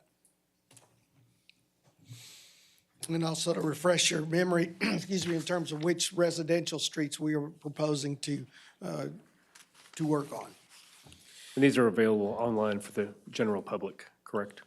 These what? List of. We can, we can. will, Okay. yes, Thank you. we can make them. You gotta stop asking me questions while I'm eating beef jerky. Try to get you one with your teeth. North Street was in what year? And it was just a design? or- Let's back up. I'm looking for it. North Street, Phase 3, which is between Lawrence Street and Ben Jordan, we will begin the engineering design and right-of-way acquisition in fiscal year 2026.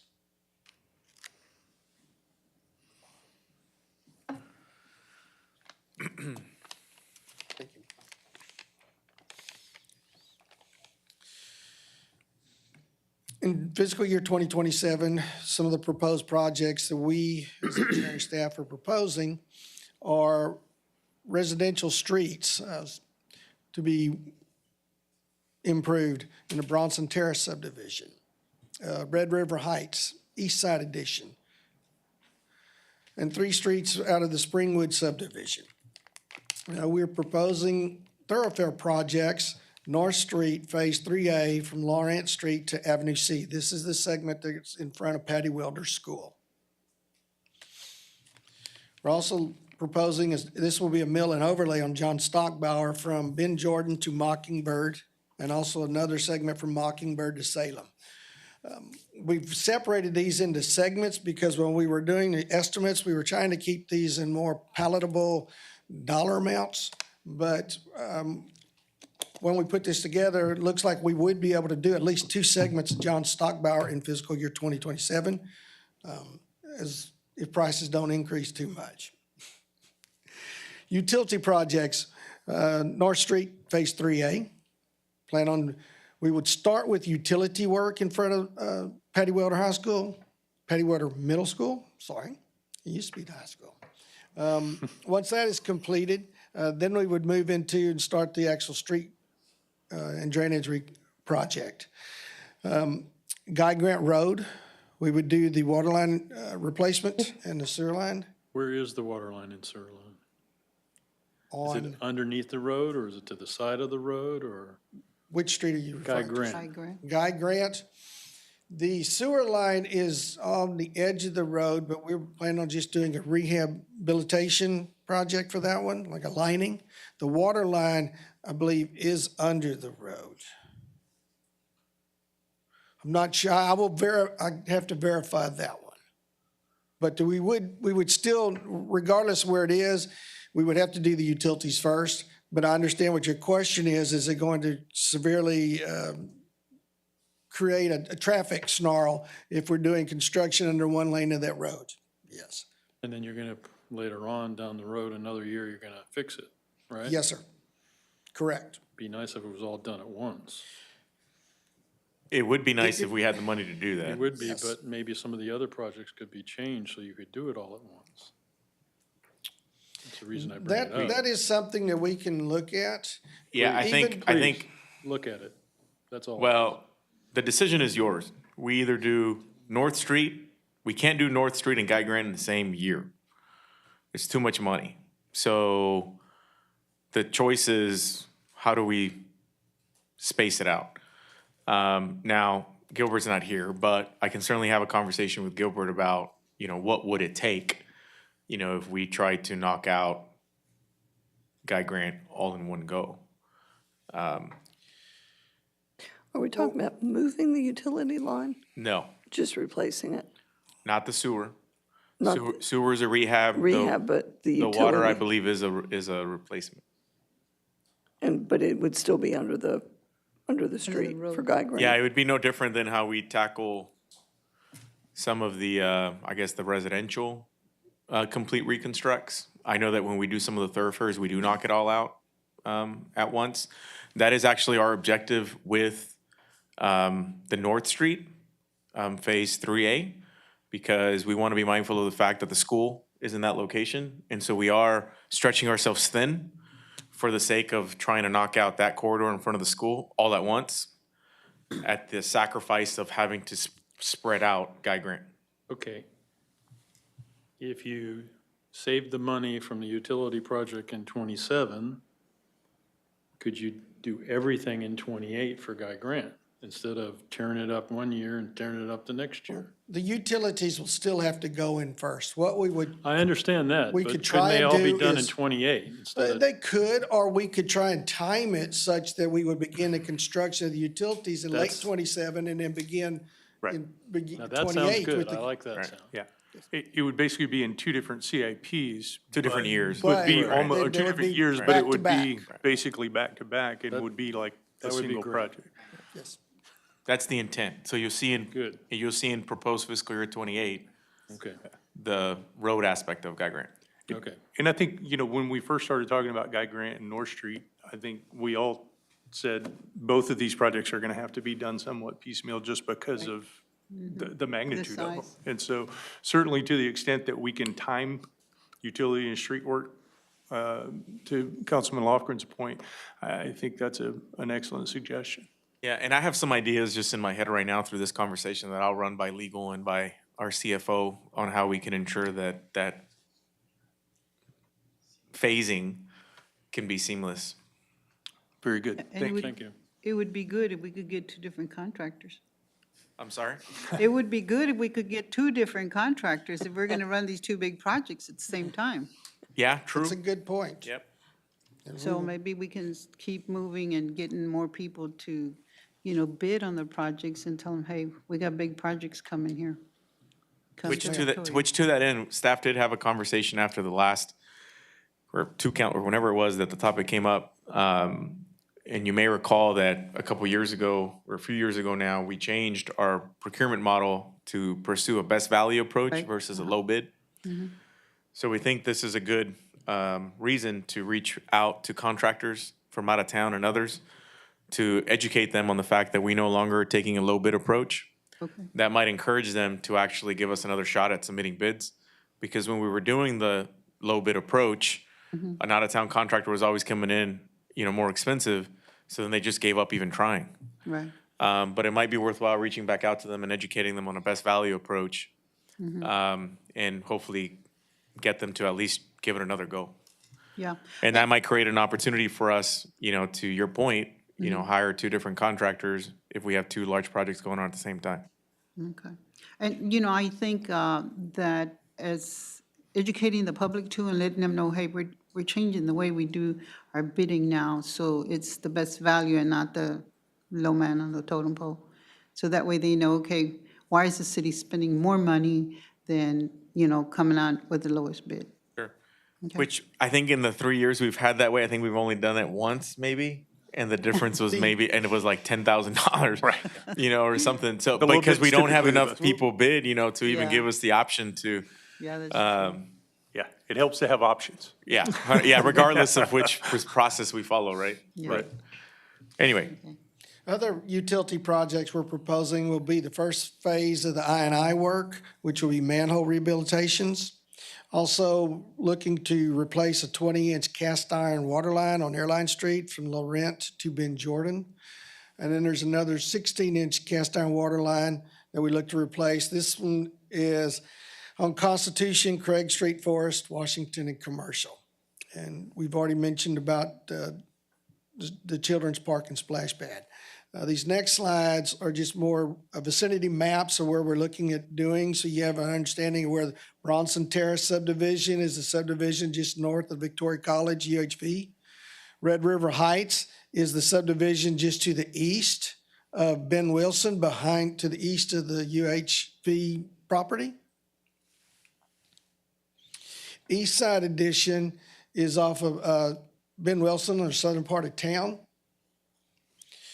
And then Wild Rose, Summit View, and Park View in Springwood subdivision at the northwest part of town. Questions? You just mentioned, some of those are seal coats, reclaims, or rebuilds. it's a mix. It will be a mix. We have an idea of what it's going to take for each one of those streets. We would have those confirmed by the Flood ACE paving study that we do each year. This map indicating the Phase 3A location for North Street, running from Laurent to Avenue C, which we talked about. John Stockbauer, next phase from Airline to Ben Jordan. And then also, hopefully, we'd be able to do from Ben Jordan to Mockingbird.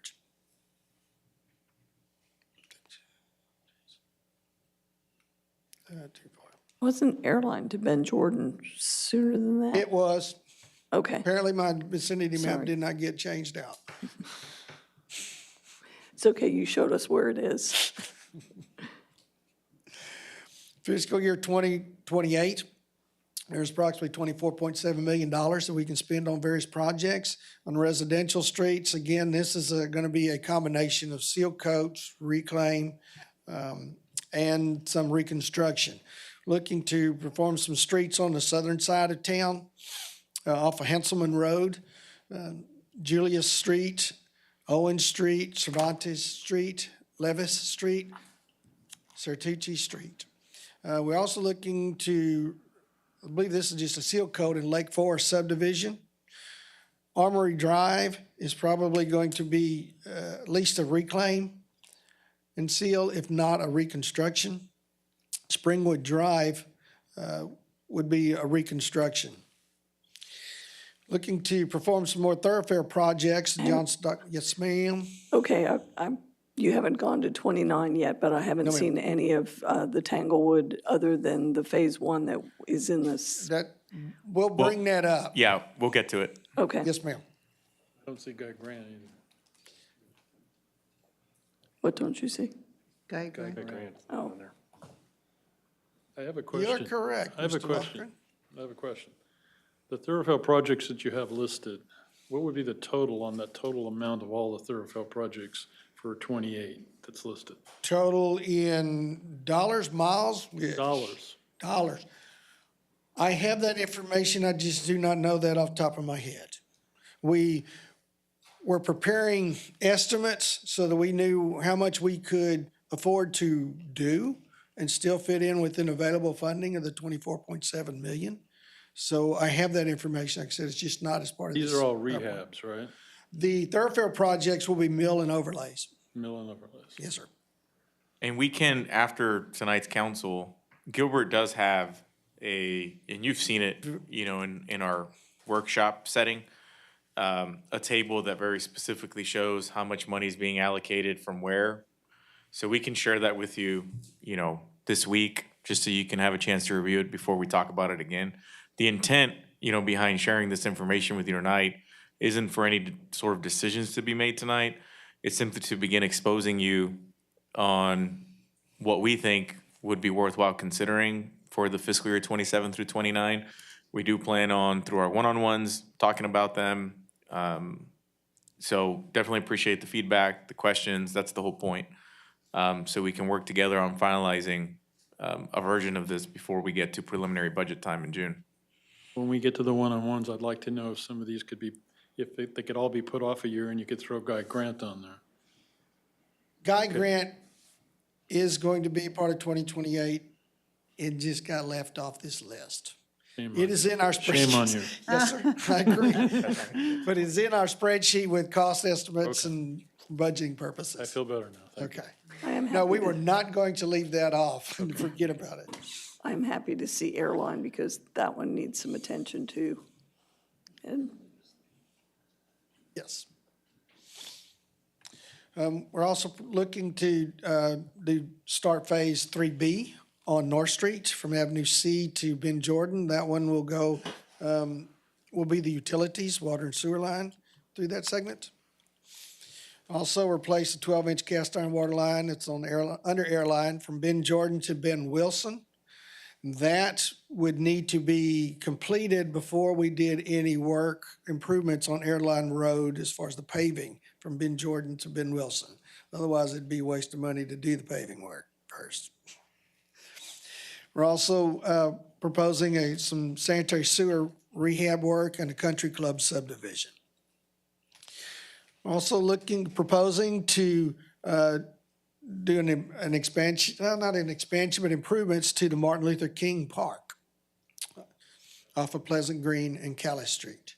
Also, possibly begin a phase of Riverside Park multi-use trail, which is a set of sidewalks that would be throughout Riverside Park. It's a large enough project that we would not be able to do it in one phase. So it will be definitely split into more manageable projects. Any idea the difference between a multi-use trail and the sidewalk that's there now? Well, typically a multi-use Will it be trail, we next to call it? it that because it's 10 feet wide, which It's you could wider. accommodate people walking, joggers, possibly bicyclists, all because of the width of the road, of the sidewalk. So is this like going to be a different location, or it would just be an improvement of the trail that's there? Some of it would be an improvement of some of the existing, would also be some other locations that do not have sidewalk. Okay.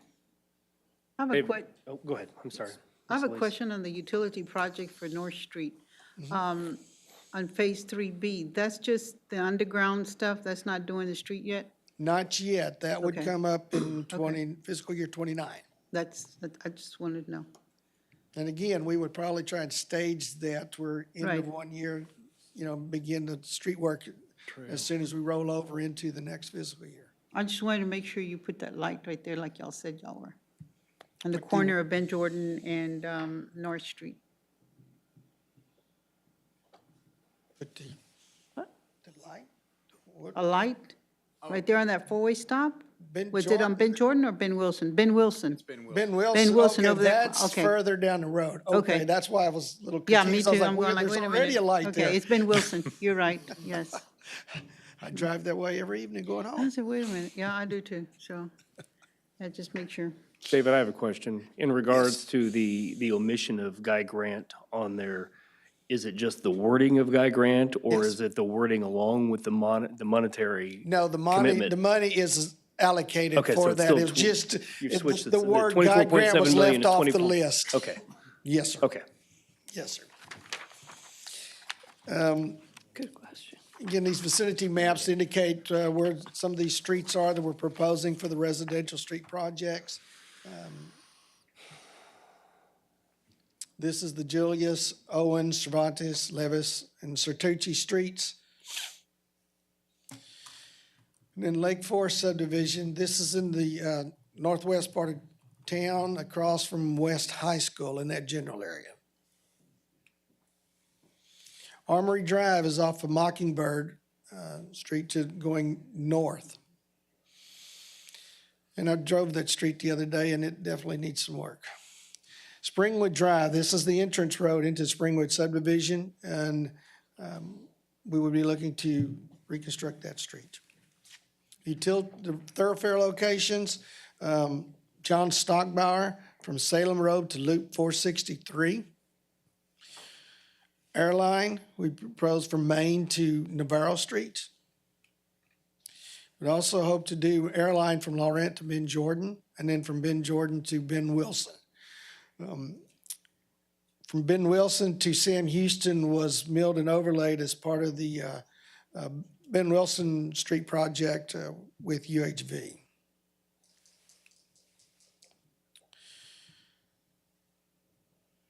And the last thoroughfare street we're hoping to mill and overlay is be Airline Street from John Stockbauer to Loop 463. Now we'll move on to fiscal year 2029. Various residential projects that we look to seal coat. There will still be a couple of streets to reconstruct in the Springwood subdivision, Ridgeview and Creek Ridge Drive. But our thoroughfare projects, that would be the Phase 3B of the streets from Avenue C to Ben Jordan. Then we would turn our attention to Red River Street. From Sam Houston to Ben Wilson to Ben Jordan to Laurent Street. We got some utility projects we're proposing. Greens Addition Lift Station. This is actually a relocation of an existing lift station. Right now, it's currently almost under the Moody Street Bridge along the banks of the Guadalupe River. We're going to move it up away from the riverbank a little more, construct a new lift station there, reroute a few sewer lines. to flow to there. The Juan Lynn Lift Station, that will be a rehabilitation of an existing lift station, replace pumps, piping, electrical, that sort of thing.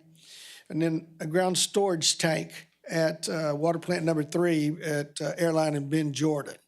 There's an existing concrete tank that has cracks in the wall. It's got a flat roof, and Public Works has gotten cited multiple times by TCEQ for that tank. So we would demolish it and build a new one of same capacity in its same location. Moving the Greens Additional Lift Station, what, I guess my question is, how is that going to enhance the functionality of that station versus where it is now? It will be less likely to be inundated by floodwaters. Okay. It will be higher, just everything will be constructed, platforms for any electrical controls and such.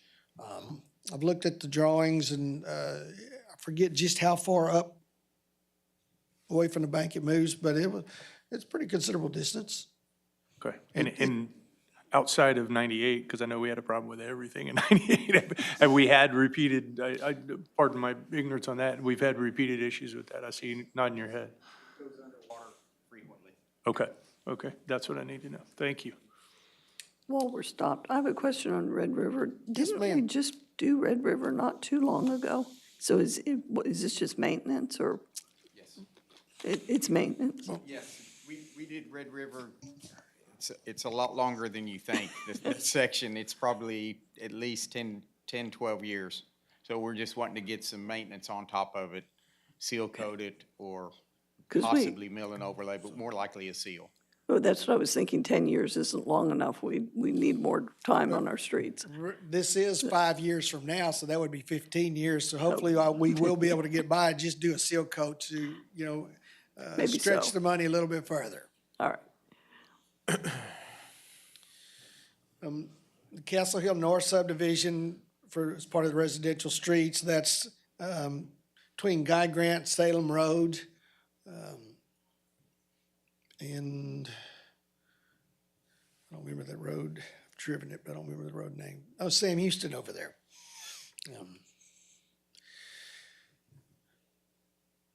This is the Lynn Hill subdivision, not Castle Hill North. Okay. I have to talk to the CAD operator, who was myself. Which is it supposed to be? Lynn Hall subdivision. Is it supposed to be in this spot? Yes, ma'am. Okay. These are streets bounded by Red River to the north, Main Street to the east, Rio Grande to the south, and Vine Street to the west. And then the last 2 streets in Springwood subdivision, Ridgeview and Creek Ridge. By 2029, all the streets in that subdivision will have been reconstructed. And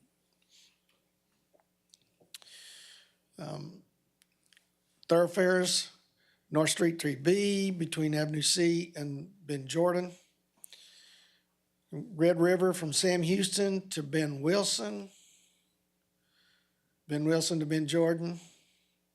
Ben Jordan to Laurent Street. These are other projects. Yeah, and I want to address the Tanglewood question.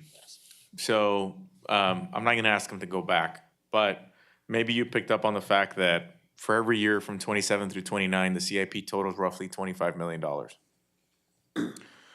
For context, the last few years, because of the debt capacity freeing up the way that it had, allowed us to have historic levels of CIP. That's not sustainable long-term, right?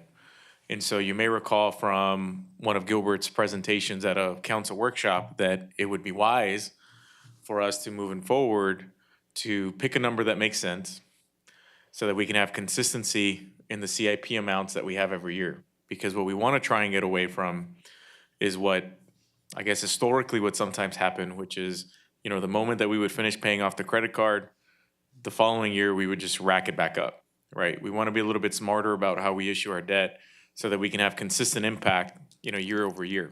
And so roughly 25 million is what we've come up with a certain amount coming from VSTDC, certain amount coming from COs, certain amount coming from just fund availability that we have that has saved up in our capital fund. So on the residential street side, which Tanglewood is residential street, the amount of money that we have allocated for every year is only $3 to $4 million for every year for residential street. Phase 1 of Tanglewood for streets is $7 million. That's not counting the $4 million that it costs for utilities. So Tanglewood Phase 1 alone will end up being somewhere between $11 and $12 million. So decision for council to reflect on is if we tackle Phase 2 or Phase 3 of Tanglewood, it practically, we would have to really think creatively on how to even afford to do that. If all we have is $3 to $4 million for residential streets in any particular year, but to address just streets for Phase 2 of Tanglewood, it's going to be $7 to $8 million. That already takes up that entire $3 to $4 million that we've allocated, which means no other residential streets gets any love that year. And then we're having to think, how do we come up with the additional $3 to $4 million that we need? Because that's just how expensive streets are becoming. And in a conversation with staff, I think one of the things that I think the increased cost of fixing streets is going to force us, I think, to have a conversation around whether it makes sense to take large neighborhoods and tackling them the way that we've tackled neighborhoods in the past, because the cost is just getting pretty out there.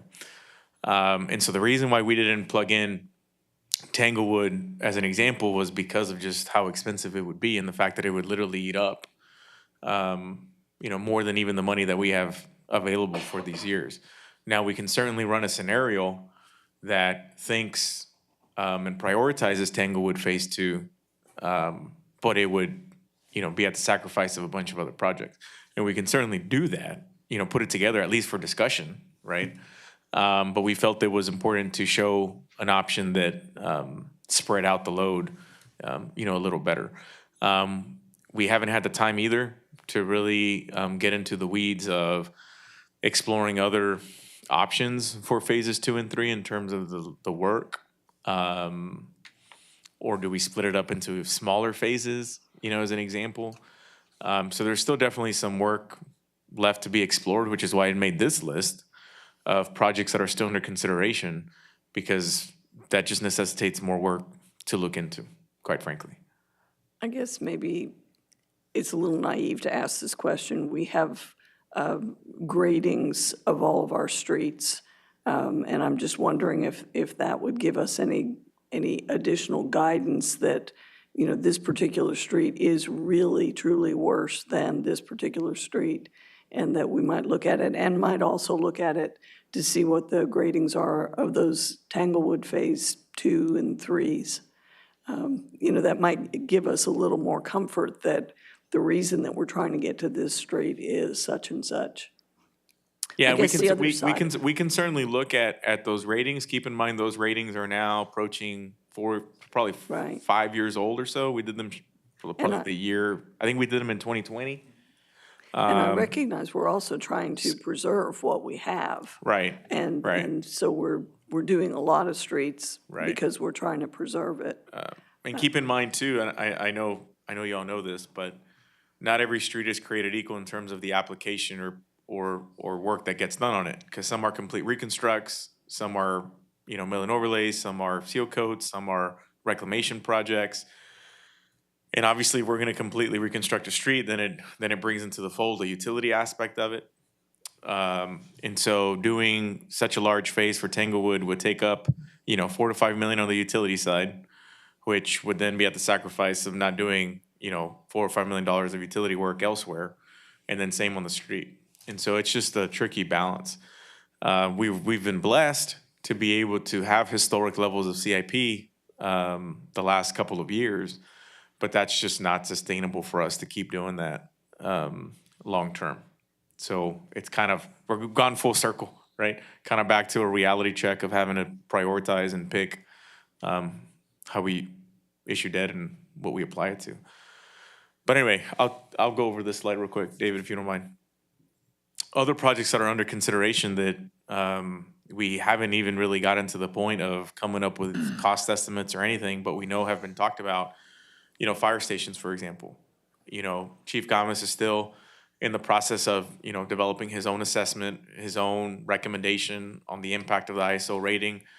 It may or not be the same as the recommendation from Chief Fox. So we want to give Chief Gomez the time to make an educated recommendation on that on his own. Of course, we also know that the City Hall complex that we're in now is going to necessitate a remodel of some kind once PD and municipal court move out. And so we want to be mindful of, okay, well, when do we fit that in? We didn't mention this earlier, but we have and do plan on including funding in fiscal year's 25 proposed budget to start the design work for the remodel of the complex, so that at minimum we start developing the plan and have a real number to understand how much money it would take. It's probably not going to be a major overhaul the way that we envisioned it when we went through that initial study a few years ago, because that at this point is probably going to be cost prohibitive. But definitely, some renovation, some remodel of some kind, with prioritization to making this space that we're in now more functional will probably be the way we'll go. But nonetheless, we still need to go through that exercise. We've been talking for years, right, about where do we house the visitor center, Main Street, CVB, what does that look like? Obviously, sources of funding all differ, right? But nonetheless, these are all things that, we need to put some thought into. We've talked about environmental services and relocating them away from 700 Main to be closer to their operations off South Bend Jordan. There's conversation about that. One of the action agenda items that you approved with the most recent action agenda item was around water supply. And so we've begun, I know some of you have been exposed to some of those conversations with GBRA and others. We have no idea what kind of cost impact, that's gonna have on our CIPs in the future. We, of course, are going through the community center master plan, which again, funding source would be different, but nonetheless, those are all things we need to contemplate. We've talked about expansion to Athlete Tracy Park, the master plan and strategic plan that was adopted by you on the library, identifies improvements to the library, which, by the way, the adoption of that strategic plan and master plan was what helped frame the conversation around the mission statement. So there was something of substance that was the foundation for that, by the way. But anyway, we know there's future drainage, projects that we haven't even had a chance to think about. We know that there's a rate study that is currently underway that's going to look at water rates, sewer rates, and look at the inclusion of for the first time ever, a stormwater fund, which we can look at in the future to potentially fund some drainage projects. And then, of course, there's a slew of other projects, that we sometimes come across. So as you can tell, there's a lot of things to consider and limited funds. And so it's going to take us some time to really take a deep dive into them. One option that I want to throw out for you to think about that I've mentioned to staff is we intentionally are trying to go back to a 5-year CIP because we want to give you and the public the reassurance that, we're programming in Guy Grant, we're programming in North Street and some of these very important visible projects. But I'm very close to recommending that we stick to a 3-year CIP and solely focus on the inclusion of fiscal year 27, formally at least. We can still talk about 28 and 29 in planning talks. I'm not yet at the point where I feel comfortable solidifying 28 and 29 when there's so many other projects that are still being tossed around. And I don't want us to end up in a position where we've been in before, where we add projects to a CIP and hadn't put enough thought into it, that then 2 or 3 years into it, we end up booting it from the list or moving it or doing something to that effect. And so I much rather settle for another 3-year CIP plan if it means giving us more time to solidify 28 and 29. So just food for thought. But I know that the con of that is losing the reassurance that comes from having a 5-year CIP and the inclusion of Guy Grant, in 28, and things like that. But food for thought. Well, I think one thing that plays in that too, we've seen the big jump in materials costs over the last couple of years.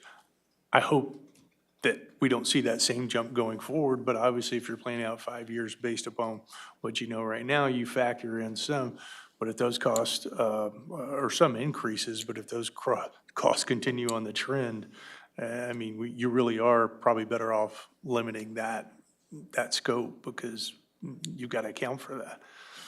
So anyway, and it's like everything else we do, and you guys know this, it's a matter of balancing priorities and identifying, what we think is the best path forward. So certainly these types of exercises, if you will, in terms of kind of broadcasting, throwing out far in the future, some projects get everybody thinking. I know they do me about, all right, where are those priorities going to be? So. All right. Anything else? Next steps. Our next steps. Good segue. What we intend to do is to continue fine tuning some of the cost estimates on these projects. Come back to you at a meeting in May, possibly the last meeting in May, and ask for any input that you have on projects that will give y'all some time to consider and give some thought about any projects y'all may want to include. And then we can revise according to that input and hopefully come back to you with a finalized plan in June. But it may not be through 29. It may not. It would make it easier if it was. Well, nobody said it was going to be easy. I see a little conflict there. When do you foresee working on streets that are east of Navarro, like Polk and all those streets that go all the way down to Sam Houston? I mean, because those streets are bad. Yes, ma'am, they are. Are those the streets that you've brought up before are now getting used more because of the medians also, Yes, right? I also brought Ken, up did those you want to say streets. something? yeah. That's, in retrospect, that's the Crestwood South and Blue Ridge area. And that's one of those, we applied for a MIT grant several years ago, and just that little area was, at that time, this was 3 years ago, was 55 million. It's enormous because it needs water, sewer, drainage needs, lots of drainage needs, and then, of course, following through with complete reconstruction of the street. That's a big project. Wow. Well, just keep it there in your back pocket when you get that. When you get that lotto winnings, okay? We can change the name of the street if anybody wants to donate some money. Ooh, that would be nice. Win that next $1 billion drawing, right? Yeah. We just all need to pitch in and start buying tickets, huh? Donate Pool it. going. Any questions? Any more questions?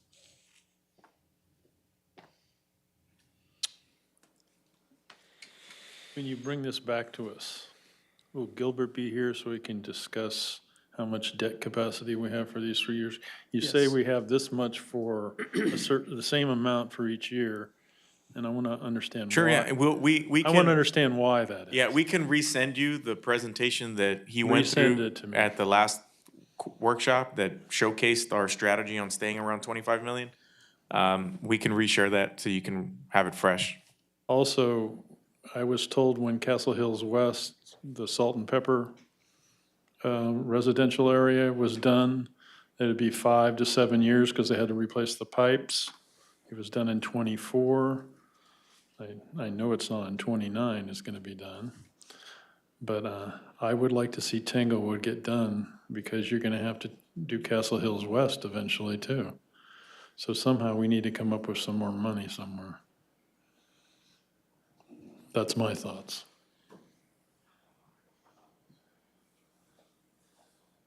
Any other comment or question? All right. Thank you very much. Appreciate it. That is the only city manager report? Yes, sir. And we do have an executive session. We do have an executive session. Okay, it is 7:13, and we will we will adjourn, take a 10-minute break, and then come back into executive session.